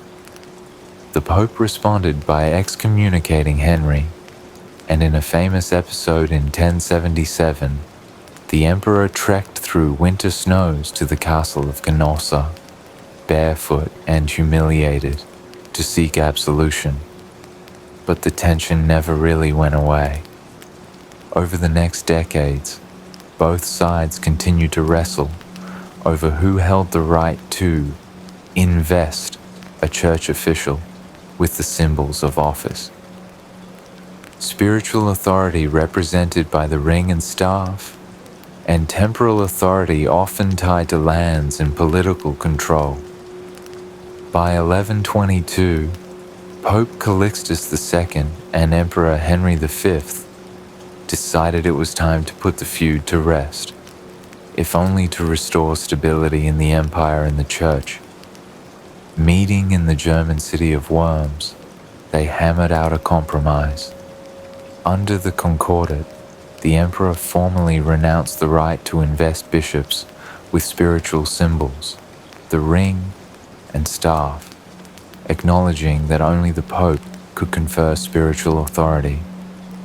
In return, the Church agreed that imperial representatives could be present at elections of bishops within the empire, and that the emperor retained the right to invest them with the symbols of their temporal authority, usually a scepter, after their election. This arrangement drew a clear, if somewhat blurry in practice, line between spiritual and secular power. While it didn't eliminate political influence in church appointments, emperors and kings still found ways to get their candidates chosen. It was a milestone in defining the respective spheres of church and state. The Concordat of Worms also set a precedent for resolving such disputes through negotiation rather than outright warfare, and it helped stabilize the political landscape of the Holy Roman Empire. Though future conflicts between popes and emperors were inevitable, the 1122 agreement remains a landmark in the delicate balancing act between medieval crown and crosier. 1187. Saladin recaptures Jerusalem, leads to the Third Crusade. In the summer of 1187, the balance of power in the Holy Land shifted dramatically when Salah ad-Din Yusuf ibn Ayyub, known in the West as Saladin, recaptured Jerusalem from the Crusaders. For nearly 9 decades, since the First Crusade's bloody capture of the city in 1099, Jerusalem had been held by a patchwork of Christian rulers under the Kingdom of Jerusalem. By the mid-12th century, however, Saladin had united much of the Muslim world under his rule, bringing together Egypt, Syria, and other territories with the explicit aim of reclaiming the holy city for Islam. The decisive moment came after the catastrophic defeat of Crusader forces at the Battle of Hattin in July 1887. The Crusader army, led by King Guy of Lusignan, was drawn into a trap, cut off from water, and crushed under the desert heat. Saladin's forces captured or killed most of the kingdom's knights, leaving the Christian strongholds vulnerable. One by one, cities across the Levant fell to Saladin's forces, culminating in the siege of Jerusalem in September. When Saladin's army arrived at the city, its defenders, led by Balian of Ibelin, knew they could not hold out indefinitely. The city's fortifications were formidable, but the defenders were few, and Saladin's forces vastly outnumbered them. A direct assault threatened a massacre like that of 1099, when Crusaders slaughtered thousands of Muslims and Jews after taking the city. However, Saladin, known for his chivalry and strategic pragmatism, sought a negotiated surrender. After tense discussions, the two sides agreed. Jerusalem would surrender peacefully, and in exchange, its Christian inhabitants could ransom their freedom. Those unable to pay were, in many cases, released out of mercy or through charitable efforts organized by both Muslims and Christians. On October 2nd, 1187, coinciding with the Islamic holiday of Isra and Miraj, Saladin entered Jerusalem. Islamic banners were raised over the Dome of the Rock and the Al-Aqsa Mosque, both of which were cleansed and reconsecrated for Muslim worship. Churches were largely left intact, and Christian pilgrims were still allowed to visit under certain conditions, marking a stark contrast to the brutality of earlier conquests. The loss of Jerusalem shocked Europe. News of the city's fall galvanized the papacy, and Pope Gregory VIII issued the bull Audita Tremendi, calling for a new crusade. This appeal sparked the Third Crusade, drawing leaders such as Richard the Lionheart of England, Philip II of France, and Frederick Barbarossa of the Holy Roman Empire to the Levant. Though the Third Crusade would achieve notable victories, including the recapture of Acre, it would ultimately fail to retake Jerusalem. Saladin's reconquest of Jerusalem became one of the most iconic episodes of the medieval world, remembered in both Christian and Muslim chronicles as a moment of high drama, shifting fortunes, and a rare instance of relative magnanimity in an age otherwise defined by religious warfare. 1215. Magna Carta signed limits the power of the English crown. It's the year 1215, and England is a kingdom on the edge of a very expensive tantrum. King John, the youngest son of Henry II, and the much less glamorous brother of Richard the Lionheart, has managed to irritate pretty much everyone with a sword, a coin purse, or a Bible. His reign has been a string of military blunders, losing Normandy to France, heavy taxation to fund those blunders, and spectacularly bad diplomacy with both his barons and the Pope. By the spring of 1215, the barons have had enough. These aren't the bow and arrow in the mud kind of nobles. They're some of the most powerful landowners in the realm, the medieval equivalent of billionaire oligarchs, and they're armed to the teeth. They band together in open rebellion, seizing London in May and forcing the king to negotiate. John, perhaps sensing that the alternative might involve his head being displayed somewhere decorative, agrees to meet them at Runnymede, a meadow along the River Thames.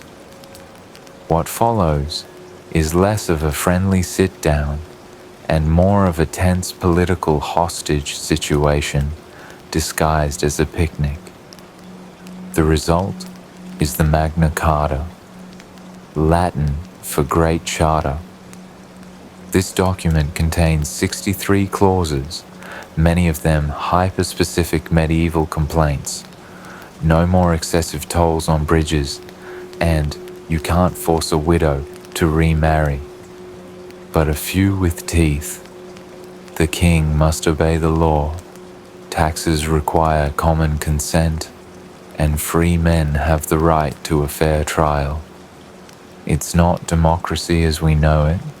Most people in England still have about as much political power as a turnip, but it's a crack in the armor of absolute monarchy. John signs it on June 15th, 1215, but let's not pretend he has a sudden change of heart. Within weeks, he's writing letters to the Pope, asking to have it annulled. The Pope, ever happy to back a king against rebellious nobles, obliges, declaring the charter null and void. This, predictably, plunges the country into the First Barons' War. Civil war rages until John's death in 1216, when his 9-year-old son, Henry III, takes the throne, and the Magna Carta is reissued in a less confrontational tone. While the Magna Carta of 1215 was a messy, short-lived compromise, its legacy would grow far beyond what any of those angry nobles imagined. Over the centuries, it became a symbol of the principle that nobody, not even a king, is above the law. It inspired legal reforms in England, the American colonies, and democracies around the world.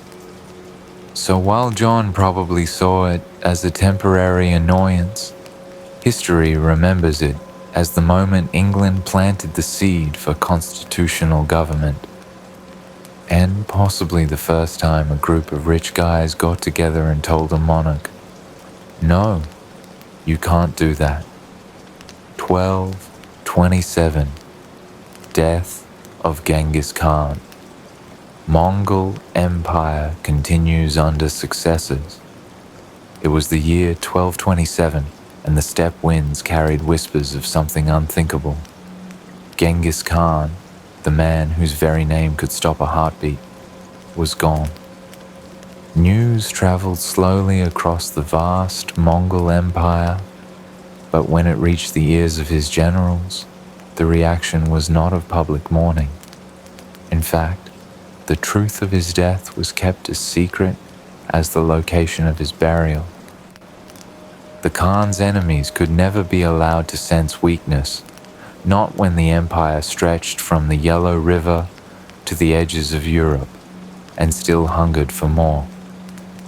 By that year, Genghis Khan had already carved the largest contiguous land empire in human history. His campaigns had toppled kingdoms, broken empires, and united the warring tribes of the Mongolian plateau into a single, unstoppable force. But he was no ordinary conqueror. He was also a political visionary, crafting a system of merit-based promotion, religious tolerance, and trade networks that would shape the Silk Road for centuries. Still, the Khan was mortal, and whether he fell in battle against the Western Xia, died from illness, or, according to one legend, was fatally injured in a horse-riding accident, his death was certain. The Mongol leadership faced a challenge: how to ensure the empire didn't fracture the moment its founder was gone. The Great Khan's death was concealed until after the decisive defeat of the Western Xia, so that morale and fear of Mongol retribution remained high. His body was carried back to Mongolia to be buried in a secret location in the Khenti Mountains, accompanied by a funeral procession so discreet that, according to law, anyone who saw it was killed to preserve secrecy. His final resting place remains undiscovered to this day, shrouded in myth. Succession passed to his third son, Ogedei, chosen years earlier by Genghis himself. The transition was remarkably smooth, testament to the Khan's foresight and planning for the future. Under Ogedei and subsequent Khans, the Mongol Empire continued to expand, pushing deeper into Eastern Europe, the Middle East, and southern China. Yet, while the military machine roared on, it did so under the shadow of a man whose ambition had set it all in motion. The death of Genghis Khan in 1227 was more than the passing of a ruler. It was the moment a man became legend. His name would echo not just in the chronicles of history, but in the terrified prayers of those who remembered the thunder of hoofbeats on the horizon. Even centuries later, in lands he never set foot in, the word Mongol carried his spirit, a reminder that one man's vision and will could change the world forever. 1258, sack of Baghdad. Mongols end the Abbasid Caliphate. It is the year 1258, and the jewel of the Islamic world, Baghdad, stands at the height of its cultural and intellectual glory. For centuries, it has been the beating heart of the Abbasid Caliphate, a city of palaces, gardens, libraries, and scholars whose works shaped medicine, astronomy, philosophy, and mathematics for much of the known world. The House of Wisdom, a great repository of knowledge, holds countless manuscripts collected from Greece, Persia, India, and beyond.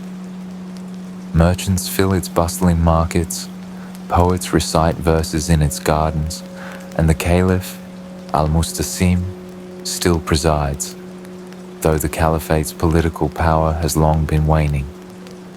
Far to the east, however, a storm is gathering. Hulagu Khan, a grandson of Genghis Khan, has been tasked by the great Khan Monka to subdue the Muslim world and extend Mongol control into the Middle East. In 1257, his armies march west, an unstoppable tide of mounted warriors, siege engineers from China and Persia, and fearsome reputation. The Mongols have already crushed the formidable fortress of Alamut and the Nizari Ismaili assassins, breaking one of the region's strongest defensive networks. Baghdad is next. Hulagu sends word to Al-Mustasim demanding submission. The Caliph refuses, some say, out of arrogance, others from misplaced faith that the city's walls and divine favor will protect it. In January 1258, the Mongol host arrives. For weeks, They encircle the city, erect siege engines, and tighten their grip.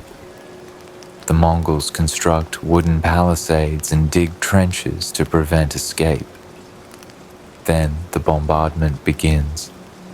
Massive stone projectiles and flaming missiles raining down, smashing through Baghdad's defenses. By mid-February, the walls are breached. Mongol troops pour in. For 7 days, Baghdad experiences a cataclysm unmatched in its history. The city is sacked, its population slaughtered. Chroniclers speak of hundreds of thousands killed, though exact figures are debated.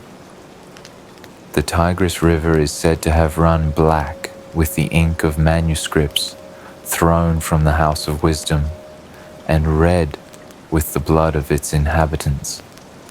Hulagu spares neither mosque nor market. The caliph himself is executed, reportedly rolled into a carpet and trampled to death by horses, in accordance with Mongol custom of avoiding spilling royal blood. The sack of Baghdad in 1258 marks the definitive end of the Abbasid Caliphate as a political entity. Though an Abbasid line continues in Cairo under Mamluk protection, it is a shadow of its former self. The Islamic Golden Age, which had radiated from Baghdad for centuries, is dealt a fatal blow. The Mongols, having annihilated one of the world's greatest centers of learning and culture, turn their eyes to Syria, leaving behind a city in ruins, a river choked with memory, and a warning to all who would oppose them. 1271. Marco Polo departs for Asia, expands Europe's knowledge of the East. It's the year 1271, and you're standing in the bustling port city of Venice, where the air smells of salt, spices, and possibility. Among the merchants loading ships and the fishermen mending nets, there's a tall, sharp-eyed 17-year-old named Marco Polo. His father, Niccolo, and uncle Maffeo have just returned from a years-long trade journey that took them farther east than most Phoenicians could even imagine. They bring with them tales of a vast and glittering empire ruled by the Mongols, an empire so wealthy and strange, it seems almost like a dream. They speak of the great Khan, whose court is richer than any king's in Europe, and of cities with markets overflowing with silk, jade, and spices that make pepper seem bland. Marco listens like someone who's been handed the key to another world. His father and uncle aren't here to rest. They're here to go back, and this time they want Marco to join them. Their route will not be simple. The Polo family must travel overland, through a patchwork of kingdoms and treacherous wilderness. They leave Venice by ship, crossing the Mediterranean and skirting the dangers of pirate waters. From the Levant, they push into the harsh landscapes of the Middle East, deserts where water is as precious as gold, and cities where minarets pierce the sky. They travel through Armenia and Persia, across plains swept by cold winds, and into territories patrolled by Mongol horsemen. Marco soaks in everything. He learns bits of Persian and Turkish, studies maps that look like spiderwebs of rivers and trade routes, and watches how goods and stories flow along the Silk Road. The journey is exhausting. Sandstorms, bandits, political unrest, and the constant challenge of staying healthy far from home. But the farther they go, the stranger and richer the world becomes. By the time they reach the Mongol domains, Marco has begun keeping detailed mental notes. He's struck by the efficiency of Mongol relay stations, rest stops with fresh horses that make travel astonishingly fast. He sees cities with canals as wide as rivers, Buddhist temples alive with incense and chanting, and markets selling rhubarb, pearls, and paper money, a concept almost unheard of in Europe. When they finally reach the court of Kublai Khan in China, Marco is ready for more than just a polite audience. He will spend years here, serving as an envoy and traveling even deeper into Asia, from the jungles of Burma to the palaces of Cathay. His observations, later written down in the Travels of Marco Polo, will ignite European curiosity about the East, fueling centuries of exploration, trade, and eventually, empire. But in this moment, in 1271, he is simply a young man at the edge of the known world, about to step off the map and into history. 1291, fall of Acre, end of Crusader presence in the Holy Land. It's the year 1291, and the salty air of the Levant is thick with tension. Acre, the last significant Crusader stronghold in the Holy Land, stands like a stubborn stone tooth on the Mediterranean coast, weathered, battered, and surrounded by enemies. For nearly 2 centuries, Crusaders have carved out a tenuous presence in this land, building castles, trading hubs, and fragile alliances. But the tide has shifted. The Mamluk Sultanate, led by Sultan al-Ashraf Khalil, has decided to rip this foreign root from the soil once and for all. The siege begins in April. The Mamluks arrive in force, tens of thousands of soldiers, siege engines creaking like angry beasts, and catapults that hurl great stones against Acre's walls. Inside, the defenders are a patchwork of knights from various orders, the Templars, Hospitallers, and Teutonic Knights, alongside merchants, townsfolk, and refugees from other lost Crusader cities.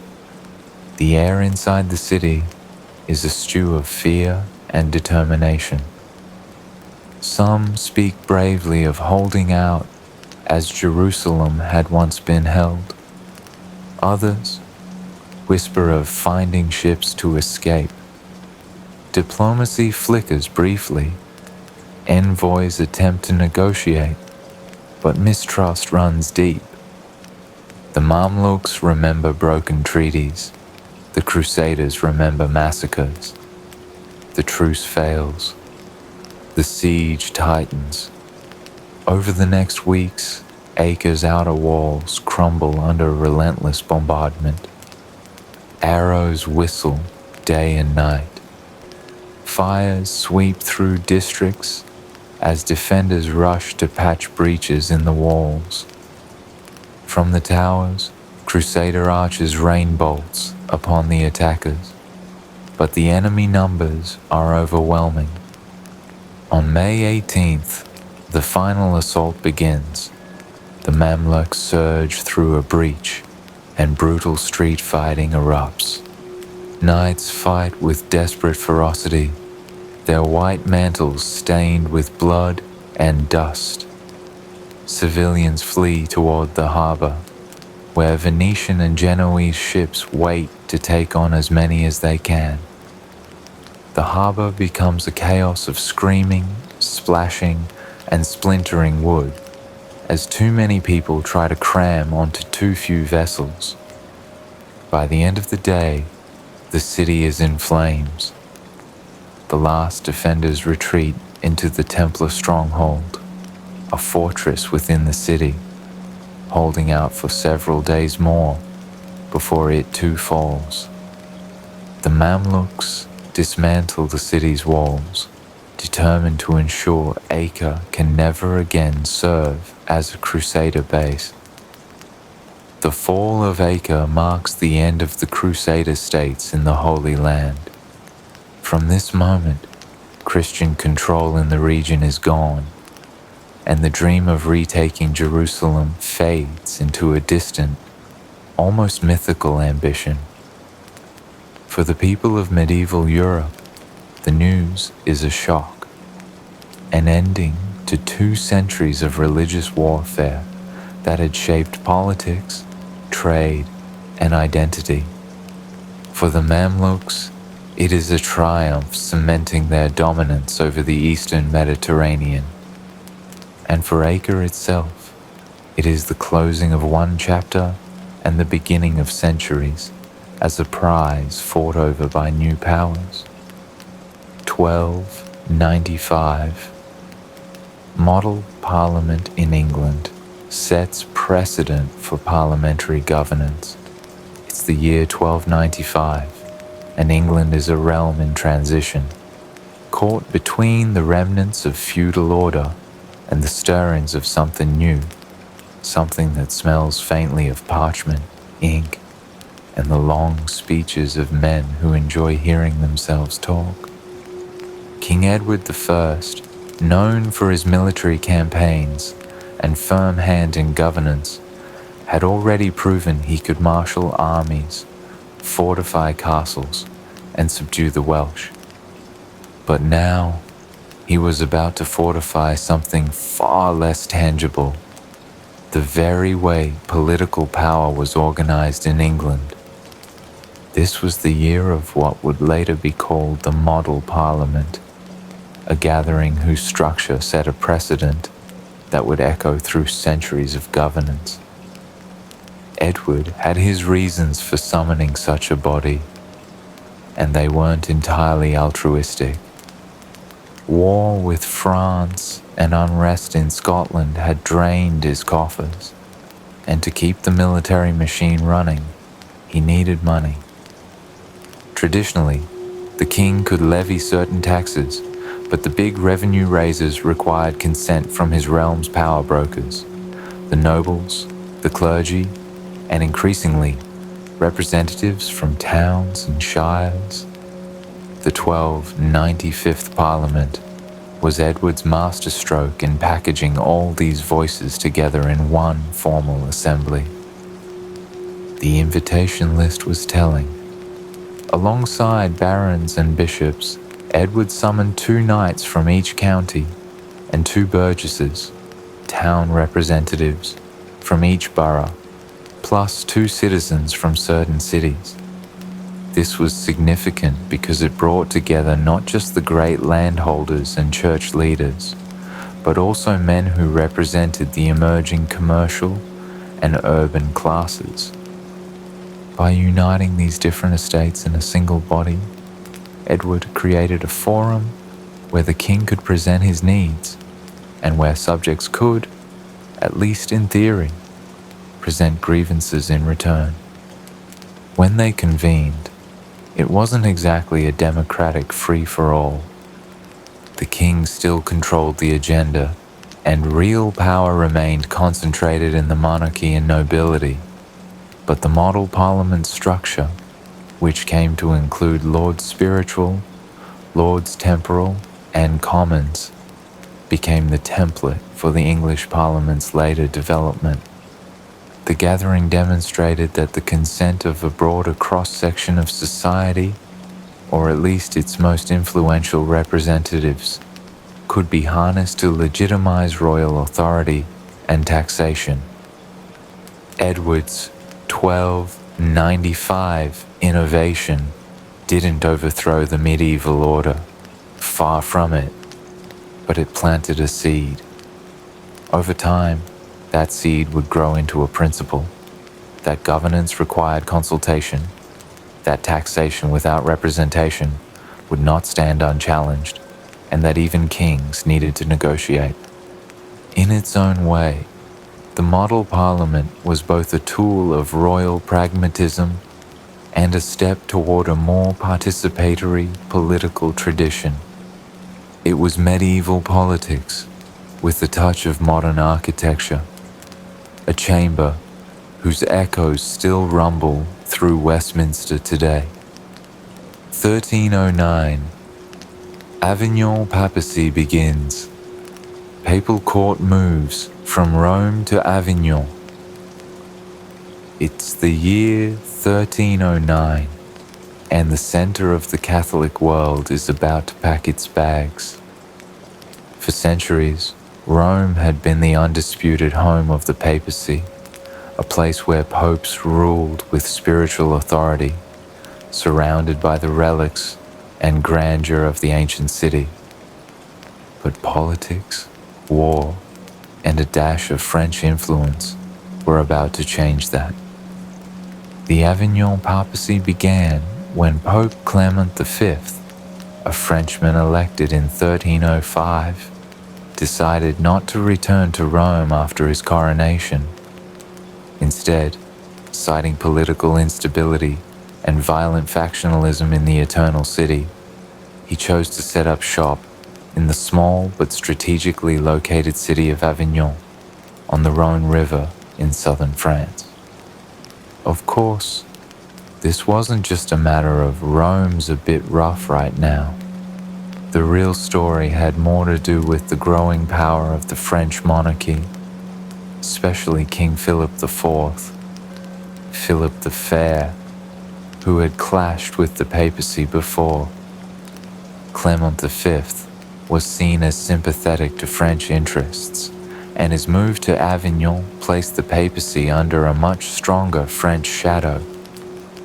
While technically outside the Kingdom of France, Avignon was under the control of the papal vassals, the Counts of Provence, and was surrounded by French territory.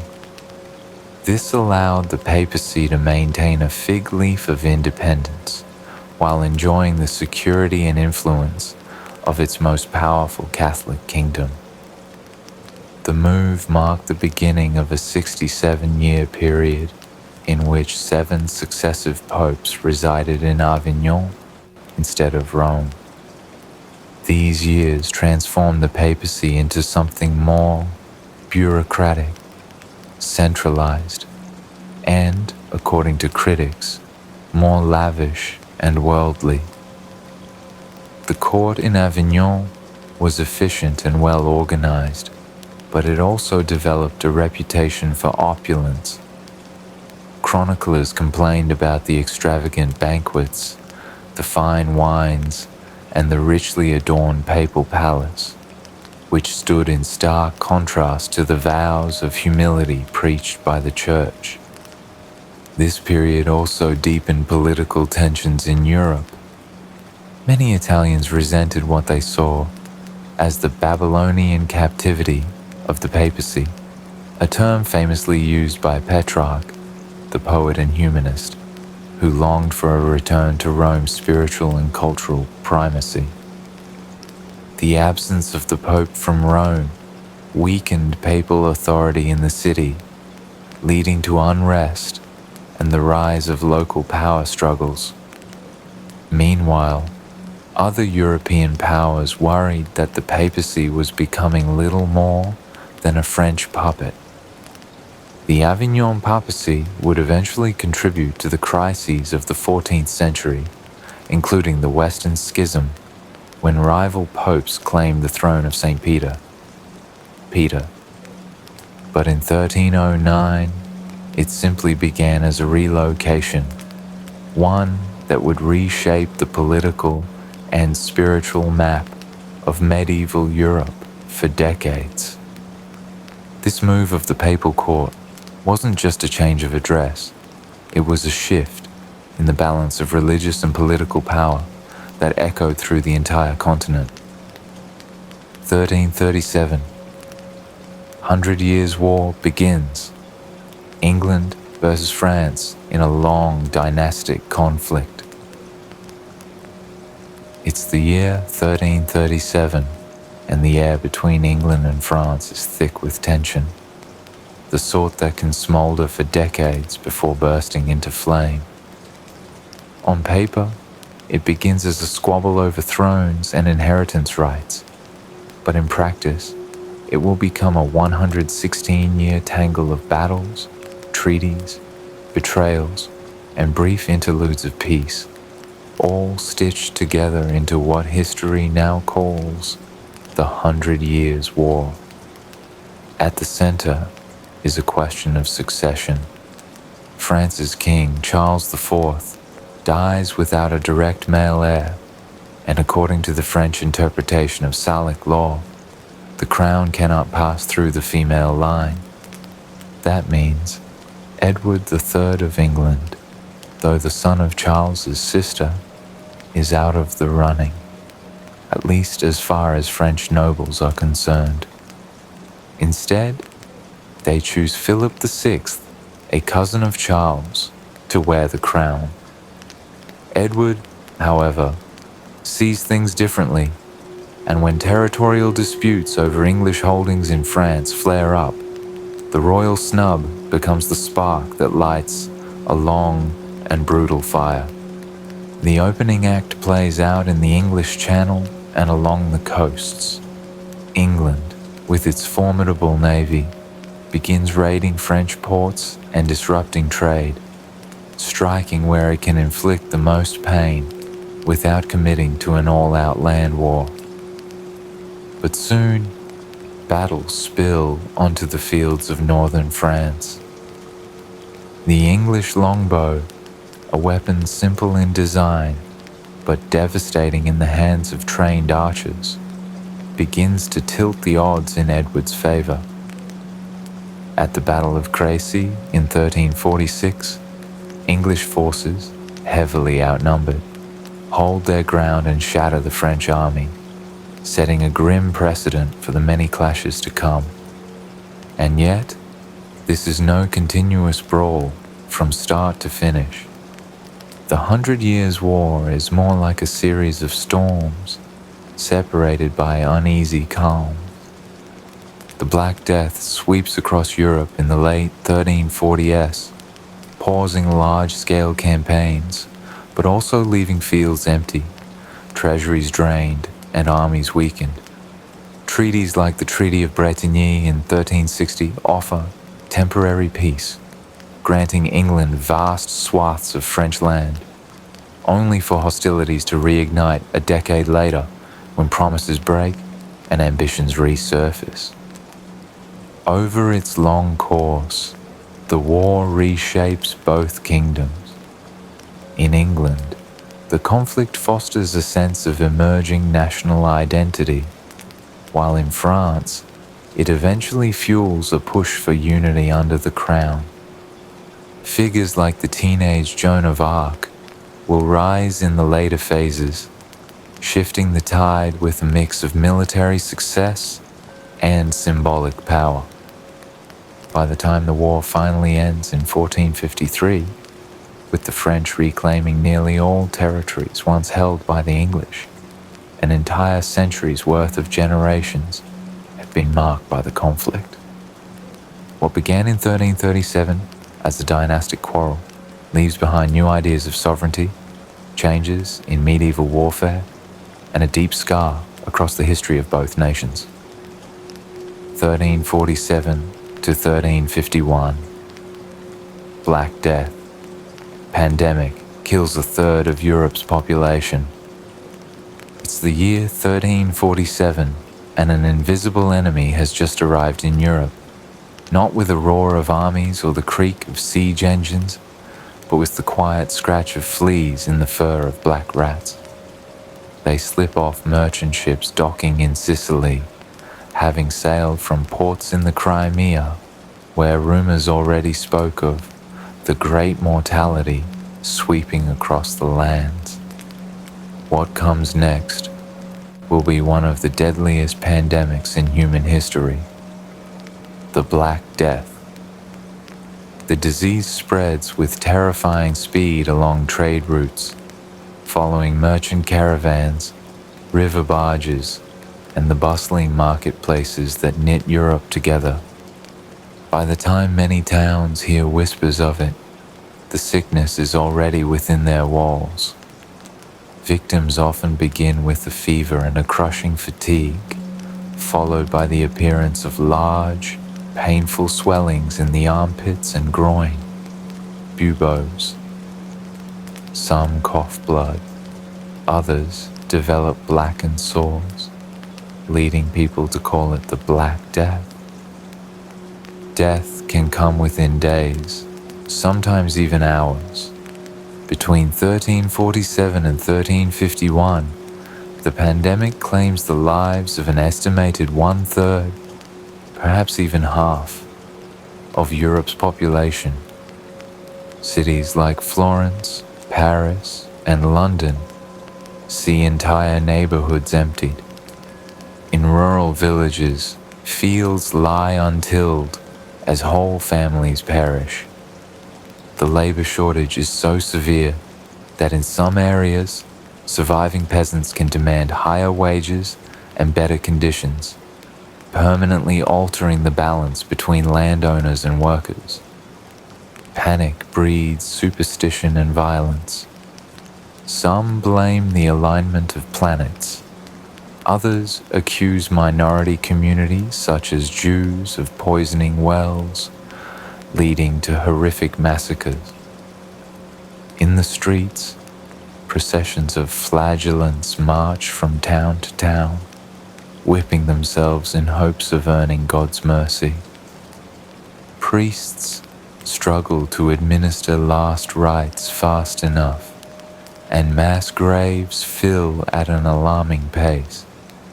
Yet, in the midst of unimaginable loss, the pandemic reshapes Europe in lasting ways.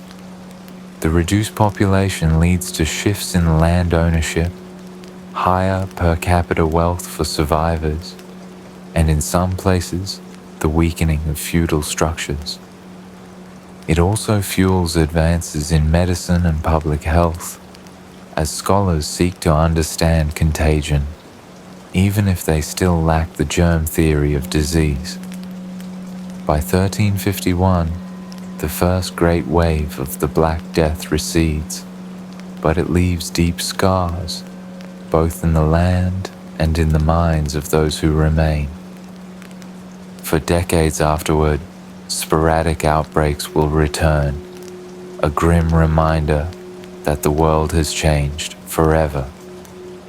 The memory of those years will haunt Europe, shaping art, religion, and society for generations.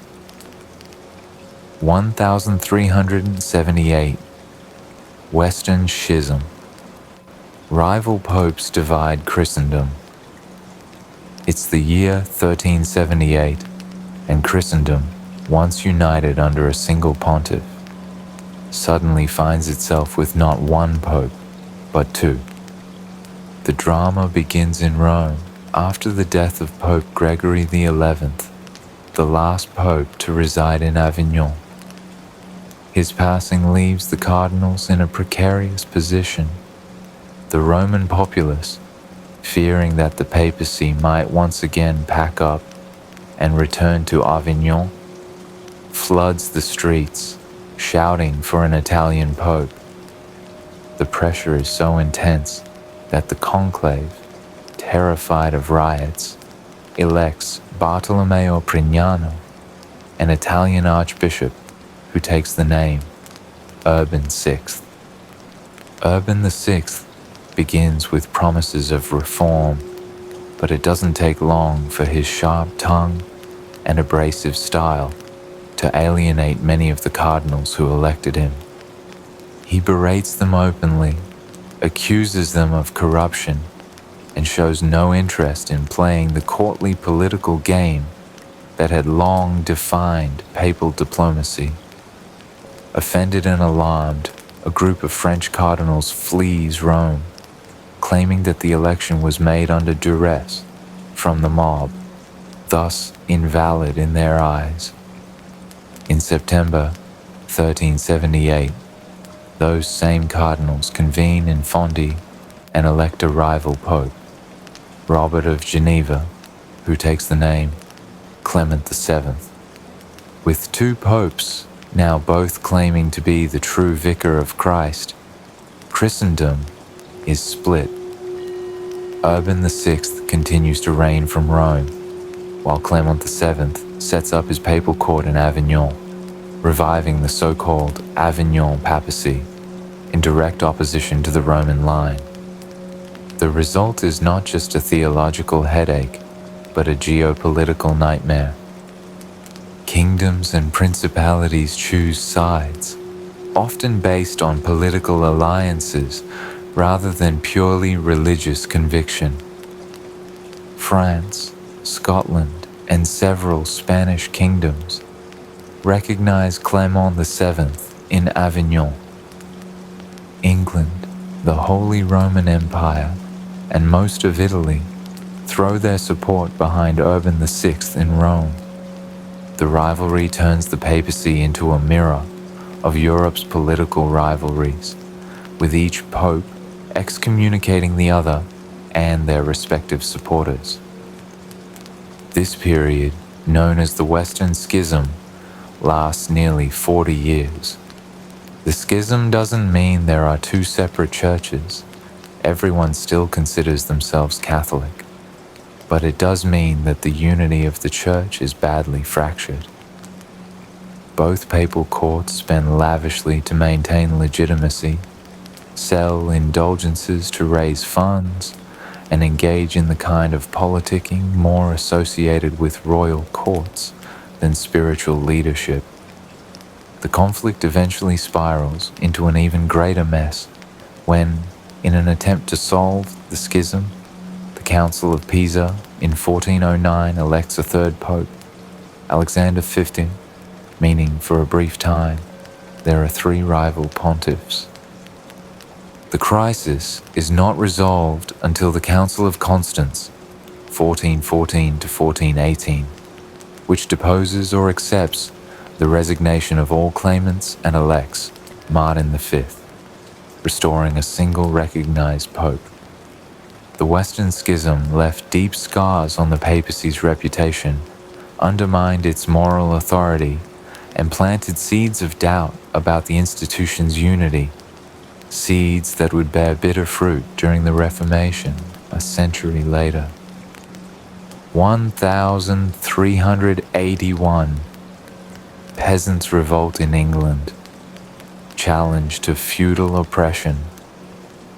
It's the summer of 1381, and England is simmering like a pot left too long on the fire. For decades, the lower classes have borne the brunt of war taxes, inflation, and restrictive feudal laws that keep them tied to the land. Then comes the Black Death, which kills nearly half the population.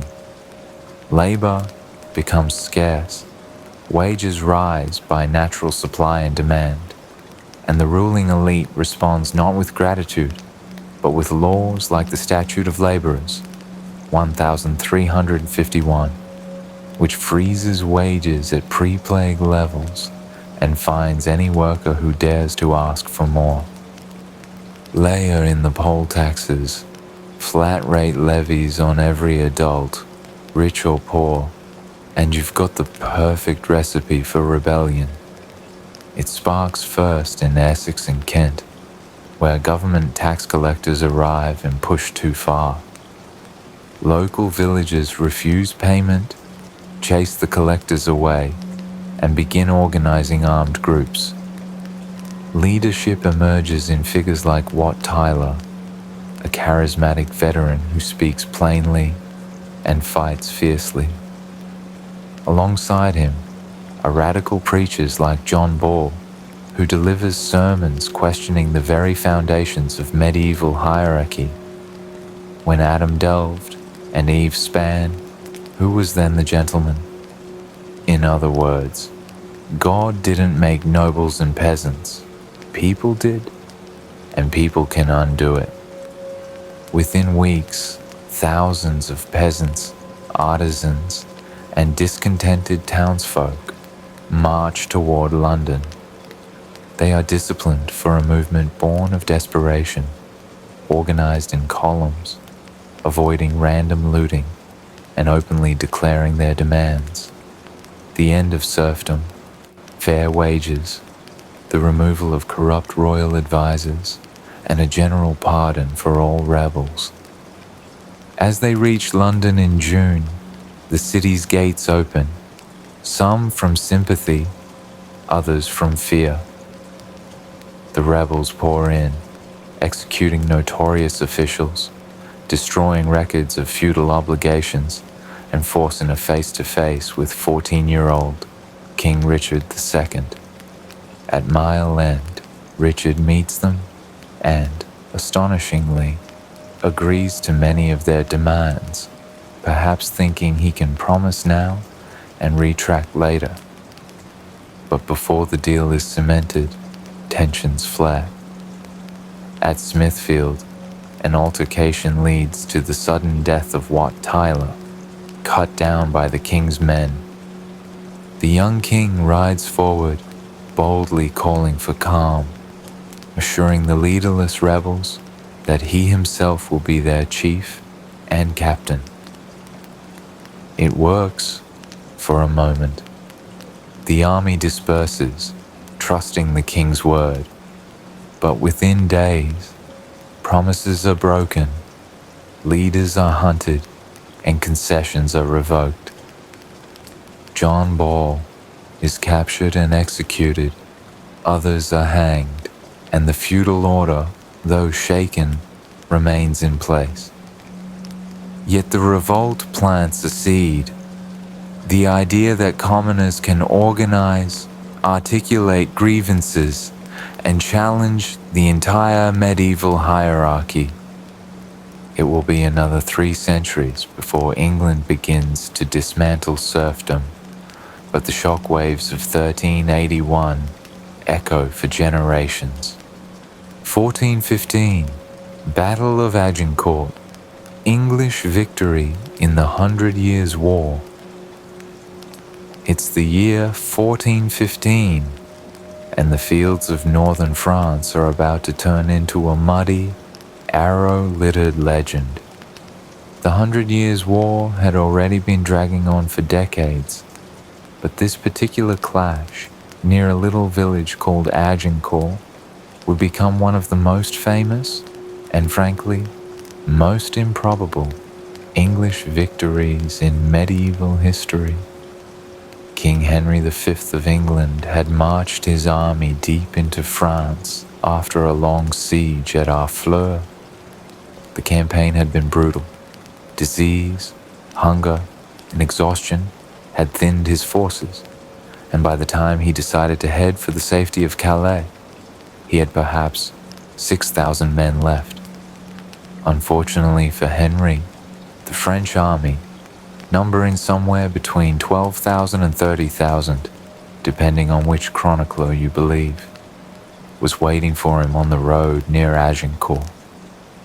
They were heavily armored knights, the pride of France's chivalry, and they believed the English would be crushed in a glorious charge.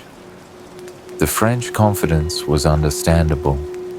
The English were starving, caked in mud, and desperately outnumbered. But the battlefield itself turned out to be Henry's greatest ally. The ground between the two armies was narrow farmland, hemmed in by thick woods on either side, and thanks to recent rain, it had turned into a sticky, boot-sucking quagmire. Henry's troops, most of them longbowmen, took up defensive positions with sharpened stakes in front of them, while the French had no choice but to advance straight into the bottleneck. When the battle began on October 25th, St. Crispin's Day, English arrows darkened the sky. The longbow had already proved its worth in earlier battles like Crécy and Poitiers, and here it was, devastating. Arrows pierced through armor gaps, struck horses, and sowed chaos. The French knights, weighed down by plate armor and bogged in the mud, became easy targets. Those in the rear pushed forward, trapping the men in the front in a mass of flailing, suffocating humanity. Henry himself fought in the thick of it, famously taking a blow to his helmet that could have killed him. By the time the fighting ended, French losses were staggering. Some estimates put them at 6,000 dead, including many high-ranking nobles, while English casualties were relatively light. Agincourt became more than just a battle. It was a story of cunning, endurance, and the underdog's triumph. It boosted English morale and prestige, securing Henry's reputation as a warrior king. In the centuries that followed, it was immortalized in chronicles, paintings, and most famously, Shakespeare's Henry V, where the Band of Brothers speech still echoes the improbable victory. For medieval Europe, Agincourt was proof that sometimes mud, arrows, and strategy could humble even the most glittering knightly army. 1431, execution of Joan of Arc. Martyrdom strengthens French unity. It is the spring of 1431, and the city of Rouen holds its breath. The 100 Years' War has dragged on for nearly a century, and this morning will become one of its most infamous moments. Joan of Arc, the 19-year-old peasant girl who claimed divine visions told her to lead France to victory, is to be burned at the stake. Captured the previous year by Burgundian forces and sold to the English, Joan has been put through a long and politically charged trial. Her accusers call her a heretic, a witch, and a blasphemer. They accuse her of dressing like a man, of claiming God's voice speaks to her, and of defying the authority of the church. But those who admire her see her as something else entirely, a saint in the making. In the damp morning light, she is led from her cell in the castle to the old marketplace. Her hands are bound, but she walks steadily. Witnesses say she keeps her eyes fixed ahead, murmuring prayers. The crowd is a mixture of English soldiers, French townsfolk, and church officials. Some have come to jeer, others have come to weep. The tall wooden stake stands ready, piled high with dry kindling. The smell of pitch and smoke already hangs in the air. A priest offers her the cross, and she clutches it tightly. She asks for another to be held high before her eyes, so she may see it through the rising flames.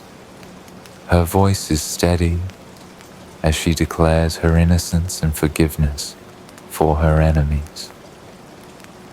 I did not do the things for which I am condemned, she says, and I forgive you. When the torch is brought forward, the square falls silent except for the crackle of fire. The smoke rises quickly, engulfing her.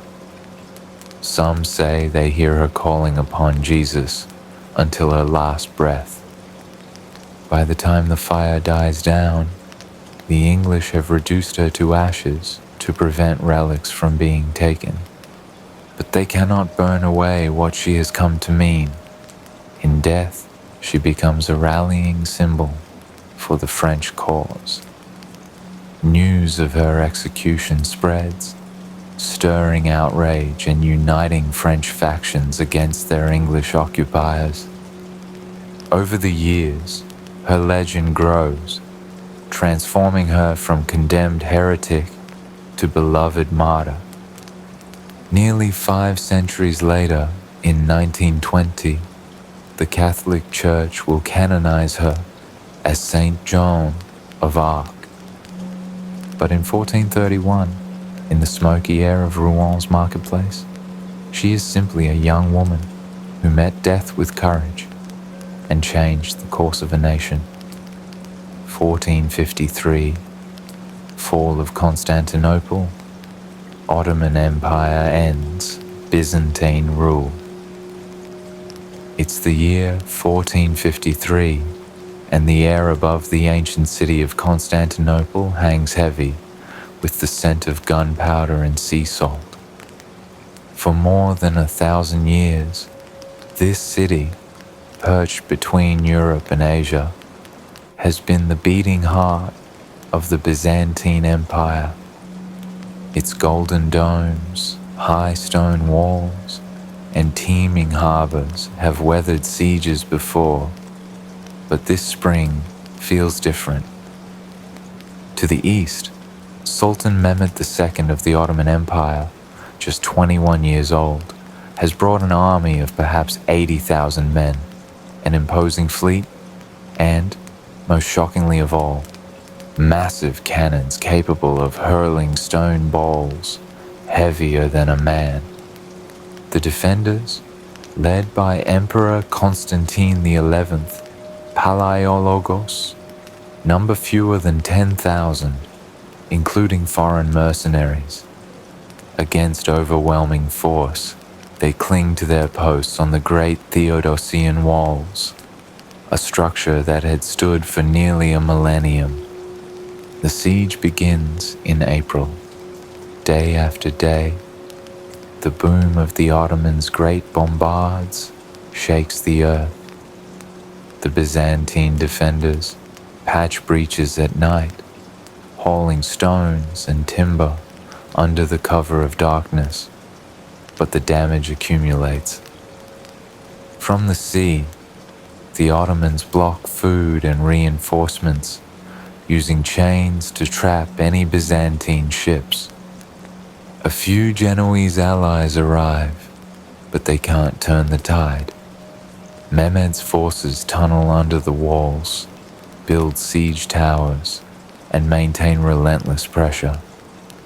Inside the city, churches are crowded with the faithful praying for divine intervention, while the streets grow quieter as supplies dwindle. In the early hours of May 29th, Mehmed launches his final assault. Waves of soldiers crash against the walls, first irregular troops, then disciplined janissaries. At a key point near the Kerkeporta gate, the defenses falter. Ottoman forces pour in.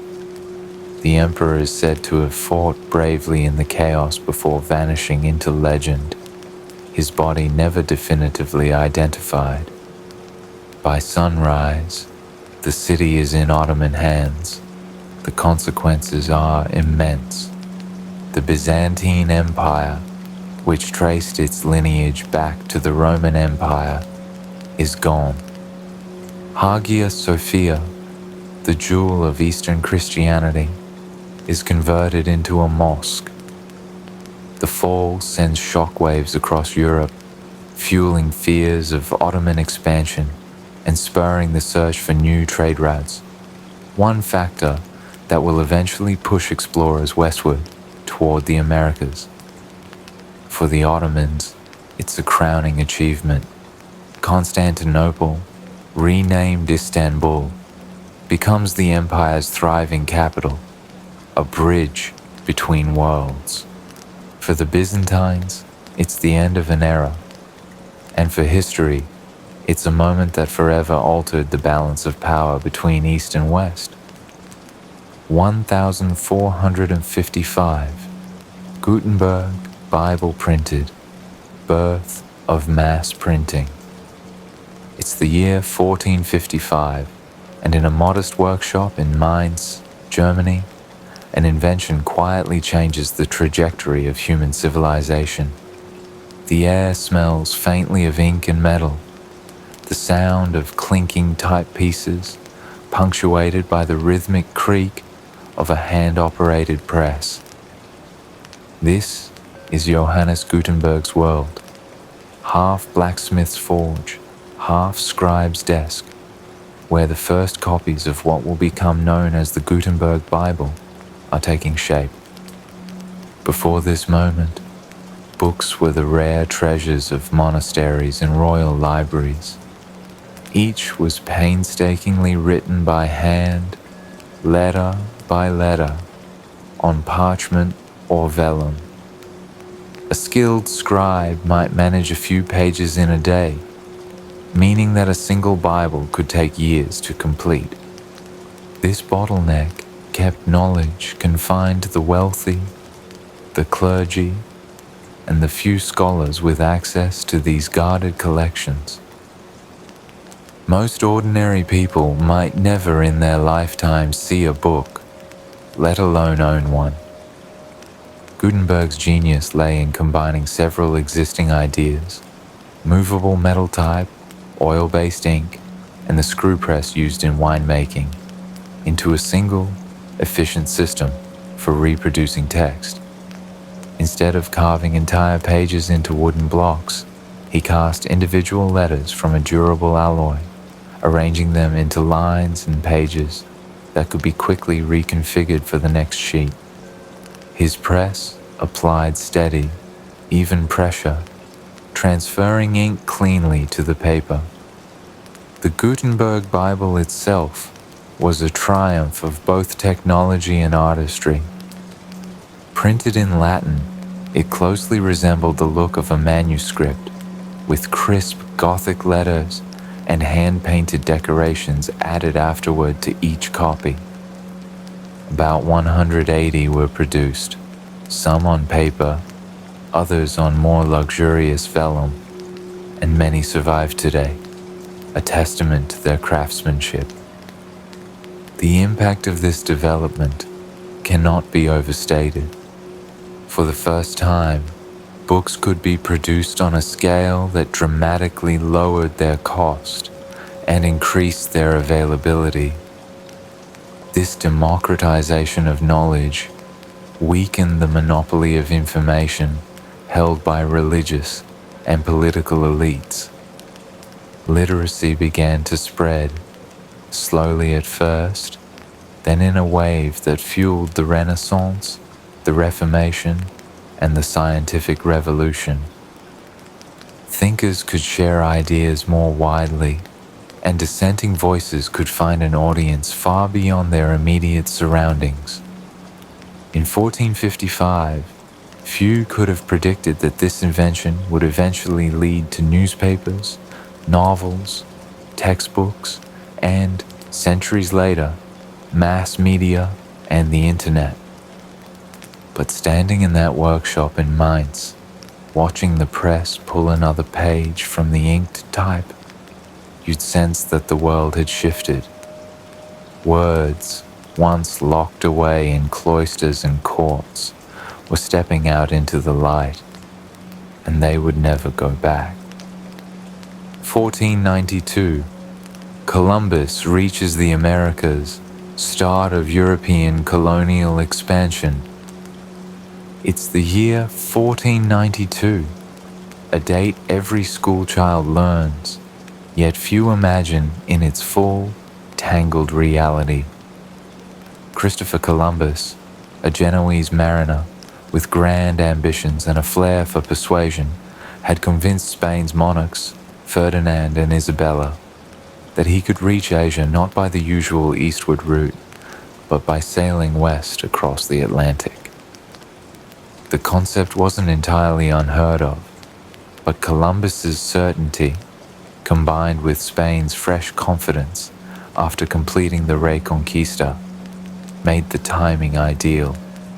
The crown hungered for wealth, influence, and a way to outpace Portugal, whose ships were already tracing the African coast toward the riches of the East. In August, 3 ships left Palos de la Frontera: the Niña, the Pinta, and the Santa Maria. The crews were a mixture of seasoned sailors, restless adventurers, and a few reluctant men coaxed aboard by pay or promise. The voyage tested everyone's endurance. Weeks passed without sight of land. Tension mounted. Mutiny seemed a whisper away. Columbus calmed the crew with a clever trick. He kept 2 ship's logs, one accurate for himself, another with shorter distances to reassure his men that they weren't hopelessly far from home. In the early hours of October 12th, a lookout on the Pinta cried land. They had reached an island in the Bahamas known to its inhabitants, the Taino, as Guanahani. Columbus, believing himself near Asia, claimed it for Spain. The Taino greeted the newcomers with generosity, unaware they were at the threshold of a world changing, and for them, devastating encounter. When Columbus returned to Spain, his reception was nothing short of celebratory. He brought strange plants, colorful parrots, and several Taino captives, sparking visions of a new world filled with wealth and opportunity. The Crown quickly sponsored further voyages, shifting focus from finding a passage to Asia toward establishing colonies and extracting resources. This moment marked the dawn of the Columbian Exchange, a vast and ongoing transfer of crops, animals, technologies, and diseases across the Atlantic. Horses, cattle, wheat, and sugarcane traveled west. Maize, potatoes, tomatoes, and cacao traveled east. The exchange transformed diets and economies worldwide, but also unleashed catastrophic epidemics, smallpox, measles, and influenza, on indigenous peoples, decimating populations.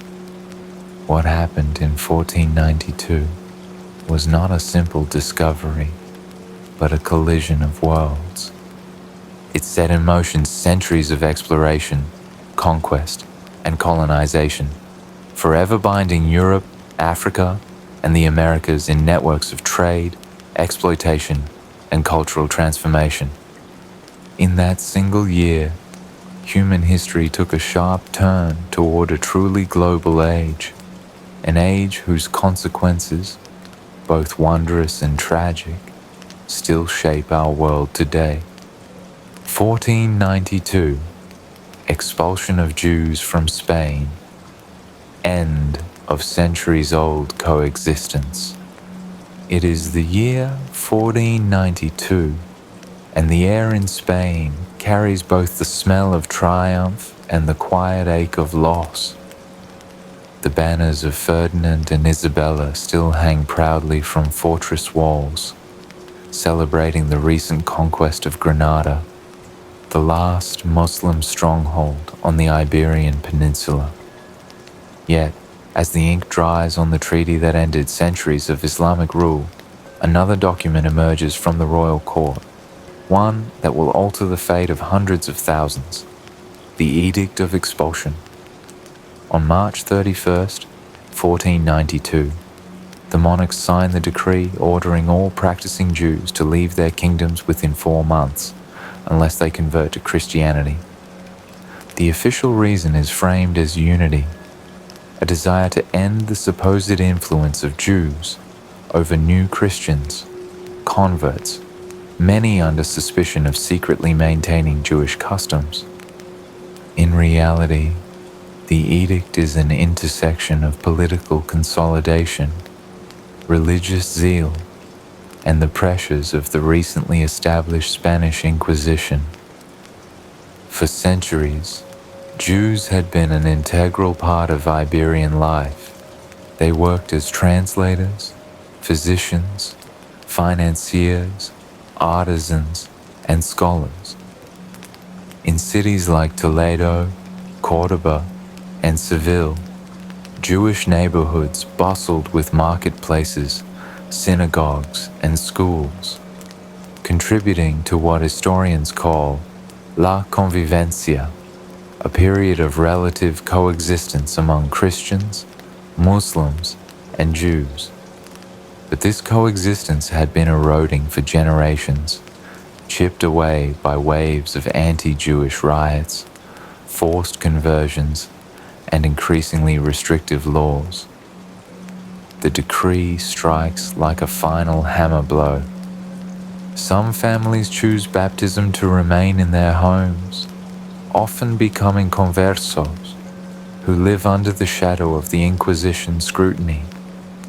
Others pack what they can carry: clothes, family heirlooms, religious texts, and set out on uncertain journeys. Ports fill with desperate travelers bargaining for passage to North Africa, the Ottoman Empire, or Italy. Ships leave, crowded with families who have sold everything for the voyage, only to face storms, piracy, or starvation. The cultural loss is immediate and immense. Libraries are dismantled, scholarly traditions uprooted, and centuries-old communities vanish from Spanish soil almost overnight. The economy feels the shift as skilled merchants, doctors, and financiers disappear.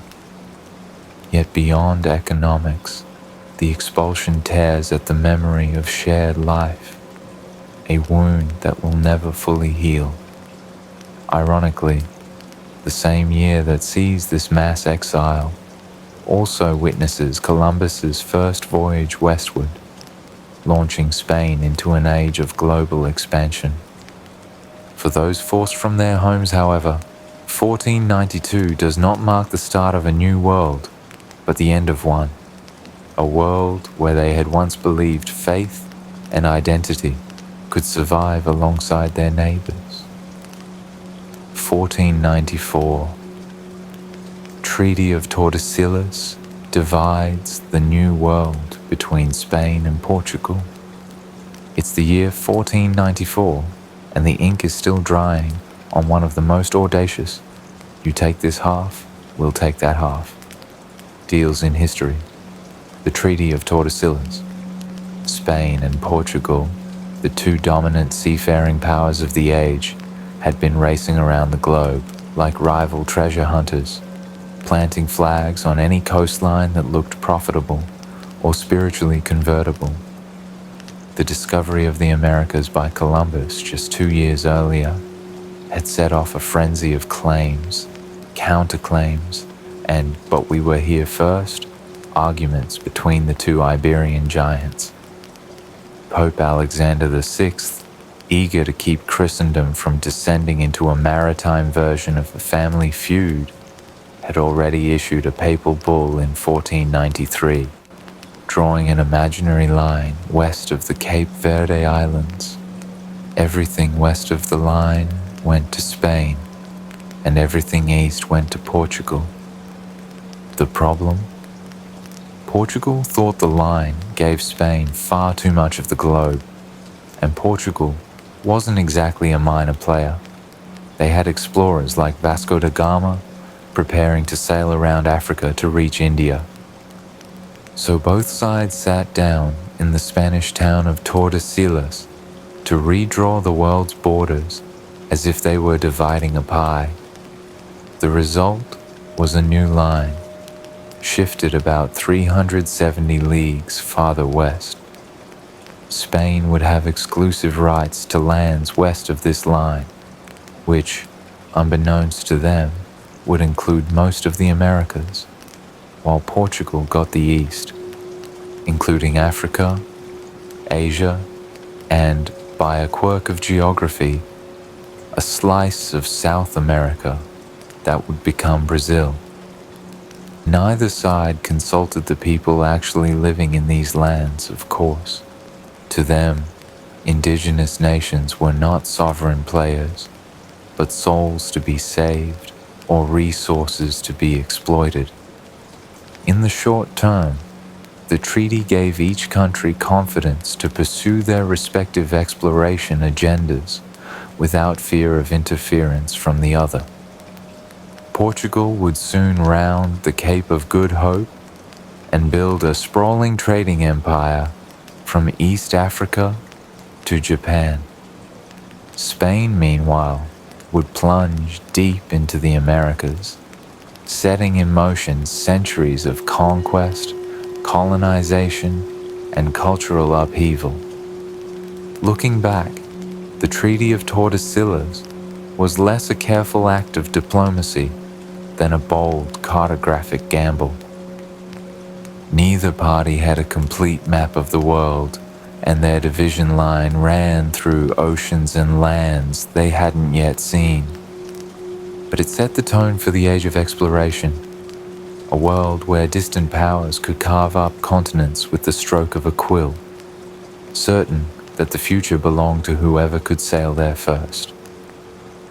1498.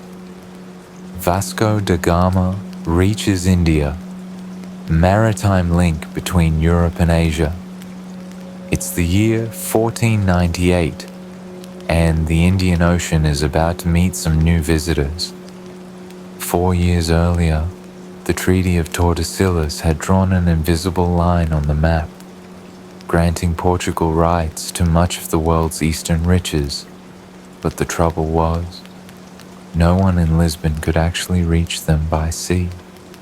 That is, until a determined nobleman named Vasco da Gama set sail from Portugal in 1497, following the daring path first hinted at by Bartolomeu Dias a decade earlier when he rounded the Cape of Good Hope. Da Gama's voyage was part exploration, part gamble, and part very expensive shopping trip, because what the Portuguese crown wanted most were the spices of India: pepper, cinnamon, cloves, the luxuries that in Europe cost more than gold by weight. The only problem was that Muslim and Venetian middlemen controlled the traditional overland and Red Sea routes, making Portugal's monarchs eager for a direct maritime link. Da Gama's fleet, 4 ships, including his flagship, the São Gabriel, hugged the African coast down past the Congo before making the perilous turn eastward around the Cape. Unlike previous voyages, they didn't simply trade with coastal towns and turn back. Instead, they ventured up the East African coast, stopping in places like Mozambique and Mombasa, where relations were, let's say, mixed. In some harbors, the Portuguese were welcomed with cautious curiosity. In others, they were greeted with hostile arrows. But in Malindi, in present-day Kenya, they found an ally. The local ruler provided an experienced navigator, often described as a pilot from Gujarat, who knew the monsoon winds like the back of his hand. This pilot guided them across the open Indian Ocean, riding the seasonal winds that had carried Arab and Indian traders for centuries. In May 1498, Da Gama's ships dropped anchor off the coast of Calicut, now Kozhikode, in southwestern India. This city was one of the great spice ports of the Malabar coast, a cosmopolitan marketplace where traders from Arabia, Persia, Africa, and Southeast Asia mingled. The Portuguese arrival was both a novelty and a disruption. These strange newcomers wore unfamiliar clothing, spoke an alien tongue, and, to the locals, seemed oddly fixated on black pepper. Initial negotiations with the Zamorin, the ruler of Calicut, were polite but tinged with suspicion. Da Gama brought gifts that in Lisbon would have been considered respectable: fine cloth, hats, corals. But here, they paled in comparison to the gems and gold expected in Indian diplomacy. Still, Da Gama succeeded in securing a letter of trade agreement and loading his ships with a modest cargo of spices before departing. the return voyage was brutal. Scurvy and storms took their toll, and of the original crew, many never saw Portugal again. But when the survivors limped back into Lisbon in 1499, their holds carried enough spice to pay for the voyage many times over. More importantly, they had proven that a direct maritime route between Europe and Asia was possible. This breakthrough reshaped global trade. Portuguese ships would soon dominate the Indian Ocean, establishing forts and trading posts from Africa to Malacca, often by force, and reshuffling centuries-old commercial networks. For India, it marked the beginning of a new chapter in which European powers would steadily expand their influence, drawn by the irresistible lure of peppercorns and profit. And for Da Gama himself, it secured a place in history as the man who quite literally put India on Portugal's map. 1500, Pedro Álvares Cabral lands in Brazil, Portuguese claim in South America. It is the year 1500, and the age of discovery is in full, wind-filled swing. Pedro Álvares Cabral, a Portuguese nobleman and navigator, is commanding a fleet originally bound for India. Portugal, under King Manuel I, is determined to expand its maritime trade empire and outpace rivals like Spain in the race for spices, gold, and glory. Cabral's fleet of 13 ships sets sail from Lisbon in March, following the new sea route pioneered by Vasco da Gama around Africa's Cape of Good Hope. But instead of hugging the African coast as tightly as da Gama had, Cabral veers far to the west, likely due to navigational techniques, favorable winds, or possibly royal instructions to explore lands suggested by earlier voyages. This westward swing proves fateful. On April 22, 1500, Cabral's lookouts spot a lush, green coastline. He names it Terra da Vera Cruz, land of the true cross, and claims it for Portugal under the Treaty of Tordesillas, the 1494 agreement with Spain that divided the newly discovered world between the two powers. The fleet anchors in what is now Porto Seguro, in the modern state of Bahia, Brazil. The land is inhabited by the Tupiniquim people, who greet the Portuguese with curiosity. Early encounters are marked by cautious exchanges, gifts of beads, mirrors, and cloth for feathered headdresses and food. Cabral's scribes note the region's natural abundance, towering trees, exotic birds, and fertile soil, and importantly, the presence of Brazil wood, a valuable source of red dye coveted in Europe. Cabral orders a formal mass to be celebrated on the beach, the first recorded Christian service in South America, symbolizing Portugal's intent to both trade and evangelize. While no permanent settlement is established during this first landing, the Portuguese crown quickly grasps the territory's strategic and economic potential. Cabral leaves behind a small group to explore further before resuming his original mission to India. The claim marks the beginning of Brazil's colonial history.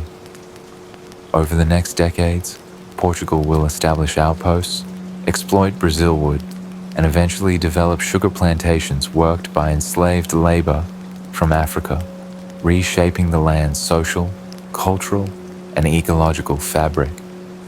The arrival in 1500 is remembered not as an accidental detour, but as a deliberate act of imperial expansion.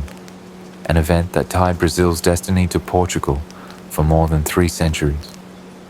1517, Martin Luther's 95 Theses. Protestant Reformation begins. It's the year 1517, and a crisp autumn wind is blowing through the small German town of Wittenberg. On the 31st of October, a 33-year-old monk named Martin Luther, dressed in the plain brown habit of the Augustinian order, walks with a determined stride toward the castle church. In his hand, he carries a document that will ignite one of the most significant religious upheavals in European history, his disputation on the power and efficacy of indulgences, more famously known as the 95 Theses. At this time, the Catholic Church is at the height of its power, but it is also facing criticism for corruption and excess. One of the most controversial practices is the sale of indulgences, essentially pieces of parchment signed by church officials that promise the buyer a reduction in time spent in purgatory for sins. In theory, they are meant to be linked to sincere repentance, but in practice, they have become a massive fundraising tool, especially for financing grand projects such as the rebuilding of St. Peter's Basilica in Rome. In Luther's Germany, indulgence campaigns are so aggressive that priests and traveling preachers proclaim that buying one could absolve even the most grievous sins, or secure salvation for a loved one already deceased. Luther, a scholar and professor of theology at the University of Wittenberg, has grown deeply troubled by this. In his view, salvation is granted by God's grace through faith, not by financial transactions or human merit. The Bible, he insists, should be the ultimate authority for Christian life, not papal decrees or church traditions that have drifted away from Scripture. His 95 Theses are intended as an academic invitation to debate, written in Latin, addressing theological concerns about indulgences and the misuse of church power. Legend says he nails the Theses to the door of the castle church, though some historians debate whether this dramatic moment actually happened or whether he simply sent them to his archbishop. Either way, the document quickly spreads beyond academic circles. Thanks to the relatively new technology of the printing press, copies are translated into German and distributed widely, reaching towns and cities across Europe in weeks. What Luther intended as a scholarly dispute becomes a public sensation. The reaction is explosive. Church authorities see his ideas as a direct threat to their spiritual and financial authority. Supporters rally to his cause, believing that the church needs deep reform. Within a few years, the movement sparked by Luther's protest grows into what we now call the Protestant Reformation, a seismic shift that will fracture Western Christianity, lead to decades of religious conflict, and ultimately reshape the political and cultural landscape of Europe. What began in 1517 as one monk's protest in a quiet university town will ripple outward for centuries, changing the way millions understand faith, authority, and their own relationship with God. 1526, Battle of Mohacs, Ottoman expansion into Central Europe. It's the year 1526, and the fields near the Hungarian town of Mohacs are about to witness one of the most lopsided and consequential battles in European history. On one side stands the young and inexperienced King Louis II of Hungary and Bohemia, just 20 years old, leading an army that is brave but poorly coordinated. On the other side is Sultan Suleiman the Magnificent, ruler of the vast and disciplined Ottoman Empire, fresh from campaigns that have already stretched the empire's borders deep into Europe. The stakes are nothing less than the fate of Hungary itself and the direction of Ottoman expansion into Central Europe. For years, the Hungarians had known the Ottomans were pressing closer. Belgrade had fallen in 1521, and the border fortresses were in poor repair. Louis II tried to rally support, but Hungary's nobility was divided, its treasury strained, and its military organization outdated. Still, when news arrived that Suleiman's massive army, some sources claim over 60,000 men, was advancing northward, the Hungarian leadership chose to meet them in the open field. Rather than risk a prolonged siege of Buda, they gathered roughly 25,000 troops, including heavy cavalry and infantry, but their forces lacked the unity and tactical flexibility of the Ottoman host. The battle itself was brutally short. On August 29th, the Hungarians launched an aggressive cavalry charge meant to break the Ottoman center before their full strength could deploy.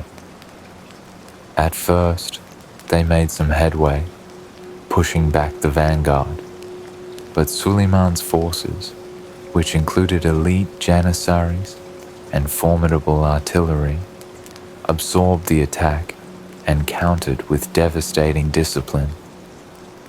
The Ottomans' firepower, combined with their superior maneuvering, quickly shattered the Hungarian lines. Within less than 2 hours, the battle was decided. King Louis II fled the field in the chaos, but his horse stumbled in a marshy riverbed, and the young king drowned under the weight of his armor. The loss was catastrophic. Thousands of Hungarian nobles and soldiers perished, decimating the kingdom's leadership. Mohács became synonymous with national tragedy for Hungarians, a symbol of political division and military unpreparedness. In the aftermath, Hungary was effectively broken as an independent power. The Ottomans swiftly occupied much of the kingdom, including Buda, while the Habsburgs claimed the western portion. This partition would last for more than a century and a half, making Mohács a turning point that reshaped Central Europe. For the Ottomans, the victory cemented Suleiman's reputation as a dominant force on the continent, marking a major step in their expansion that would bring them to the very gates of Vienna within decades. 1534, Act of Supremacy. Henry VIII declares himself head of the Church of England. It's the year 1534, and England is in the middle of a political and spiritual tug-of-war. For centuries, the Pope in Rome had been the ultimate authority over the English Church, a link in a chain of power that stretched across Christendom. But King Henry VIII, stubborn, ambitious, and unwilling to let his dynasty's future rest in papal hands, decided that this arrangement no longer suited him. The breaking point? His desire to annul his marriage to Catherine of Aragon, who had failed to produce a surviving male heir. Pope Clement VII refused his request, partly because Catherine was the aunt of Charles V, the powerful Holy Roman Emperor. This was not just about theology, it was about politics, pride, and the control of England's destiny. Henry's solution was radical and unprecedented. If Rome would not give him what he wanted, he would sever Rome's authority over England entirely. The Act of Supremacy, passed by Parliament in 1534, formally declared the king the only supreme head on earth of the Church of England. This was not some casual piece of legislation. It was the legal and spiritual earthquake that tore England from the Pope's jurisdiction. The act made it treason to refuse to acknowledge Henry's supremacy, with penalties that could lead to execution. Suddenly, loyalty to the Pope became a political crime, and the king's religious authority was as binding as his political rule. Henry moved swiftly to consolidate this new order. The act gave him control over the appointment of bishops, the definition of religious doctrine, and crucially, the vast wealth of the Church in England.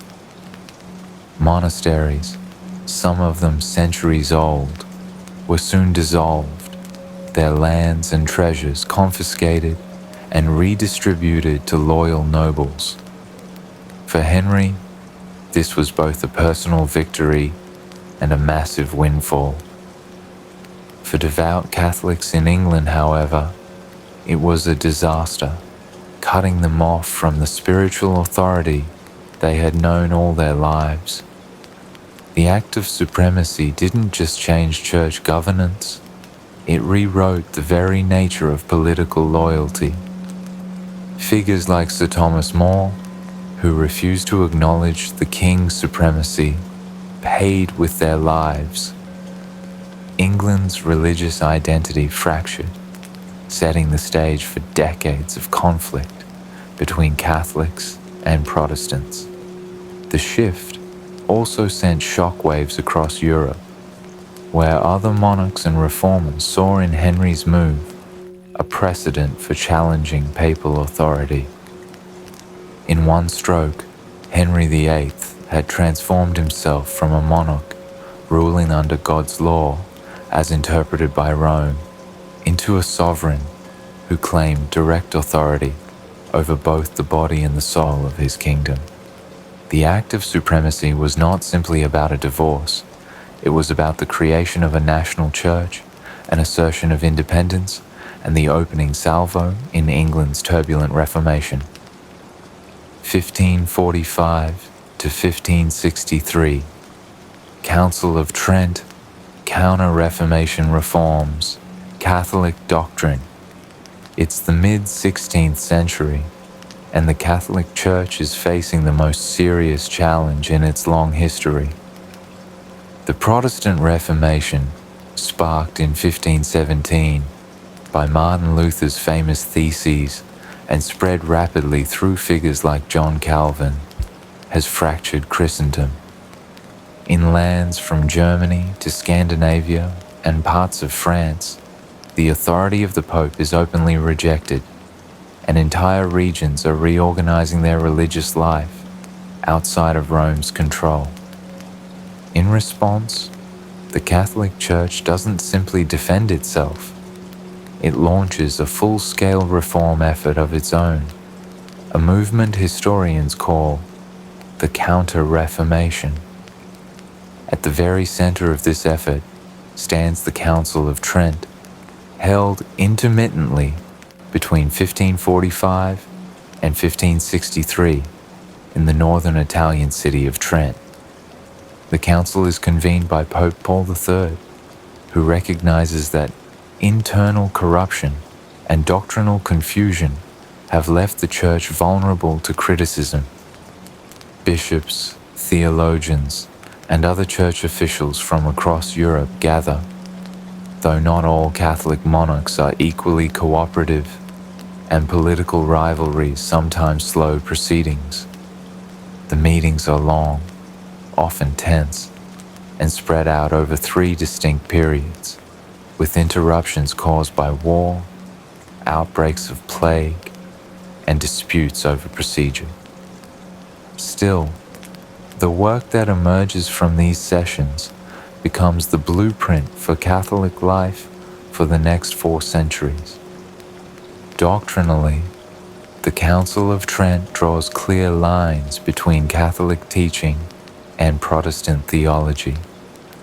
It reaffirms the authority of both Scripture and Church tradition, rejecting the Protestant principle of sola scriptura. It declares that salvation comes through faith and good works, not faith alone, and it upholds the 7 sacraments as divinely instituted channels of grace.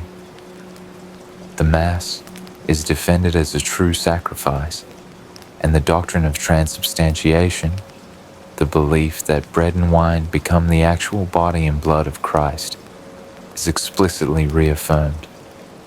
On matters of reform, the Council takes aim at the abuses that had so damaged the Church's credibility. The selling of indulgences, which had been a major grievance for reformers, is curbed with clear rules to prevent financial exploitation. Bishops are ordered to reside in their own dioceses instead of living in Rome or other cities, and seminaries are to be established for the proper training of priests, ensuring higher levels of education and moral discipline among the clergy. The Council also standardizes Catholic worship, leading to the creation of the Roman Catechism and the Roman Missal, which unify liturgical practice across Catholic lands. Art and architecture are encouraged to inspire piety and communicate the majesty of the faith, fueling the Baroque style that will dominate Catholic Europe. When the Council of Trent finally concludes in 1563, it has not healed the rift in Christianity. The Protestant movement remains strong, but it has revitalized the Catholic Church from within. It gives Rome a clearer, more disciplined identity and launches a centuries-long era of missionary activity, education, and cultural patronage. In the battle for souls that defines the early modern period, Trent becomes the Catholic Church's declaration of resilience. 1588, defeat of the Spanish Armada. England emerges as a naval power. In 1588, the defeat of the Spanish Armada marked one of the most dramatic turning points of the late 16th century, altering the balance of power in Europe and shaping the future of global exploration and empire. The backdrop was a long simmering rivalry between Catholic Spain, ruled by King Philip II, and Protestant England under Queen Elizabeth I. Religious tensions, fueled by the Reformation and the Counter-Reformation, merged with political, economic, and personal animosities. Philip, once married to Elizabeth's half-sister Mary I, considered himself the rightful protector of English Catholics and saw Elizabeth as a heretic. England's support of Dutch rebels against Spanish rule and the persistent raids of English privateers, like Sir Francis Drake, against Spanish treasure fleets, only deepened the animosity. Philip's plan was audacious: assemble a massive fleet, the Invincible Armada, to sail from Spain to the Netherlands, pick up the Duke of Parma's seasoned army, and invade England. The Armada consisted of around 130 ships, carrying over 30,000 men, including soldiers, sailors, and priests. It was a formidable force, but also a logistical nightmare. Communication delays, coordination with Parma, and the unpredictable North Sea weather posed serious challenges from the outset. The English, aware of Spain's preparations, mobilized their navy. Though smaller in number, England's ships were more maneuverable, faster, and better suited for the choppy channel waters. They were also equipped with long-range cannons, enabling them to inflict damage without closing in for boarding, which had been the traditional naval tactic of the age. Sir Francis Drake, Lord Charles Howard, and other commanders employed hit-and-run tactics, harassing the Armada from Plymouth to Calais. The decisive moment came at the Battle of Gravelines in late July. The English unleashed fire ships, vessels packed with combustibles, set ablaze and sent drifting toward the anchored Armada. The Spaniards, in panic, cut their anchor cables and scattered, breaking their tight defensive crescent formation. English gunners then seized the opportunity to bombard the disorganized ships, forcing the Armada to retreat northward. Nature dealt the final blow. Storms battered the retreating Spanish fleet as it circled Scotland and Ireland to return home, sinking ships and killing thousands. Of the original 130 ships, barely half made it back to Spain, many damaged beyond repair. The psychological impact was immense. England's survival against Europe's greatest naval force bolstered Elizabeth's image as a divinely favored ruler and inspired a wave of national pride. Militarily, it did not end the Anglo-Spanish War, but it signaled the decline of Spanish maritime dominance and the rise of England as a major naval power. This shift would pave the way for England's own imperial ambitions in the centuries to come.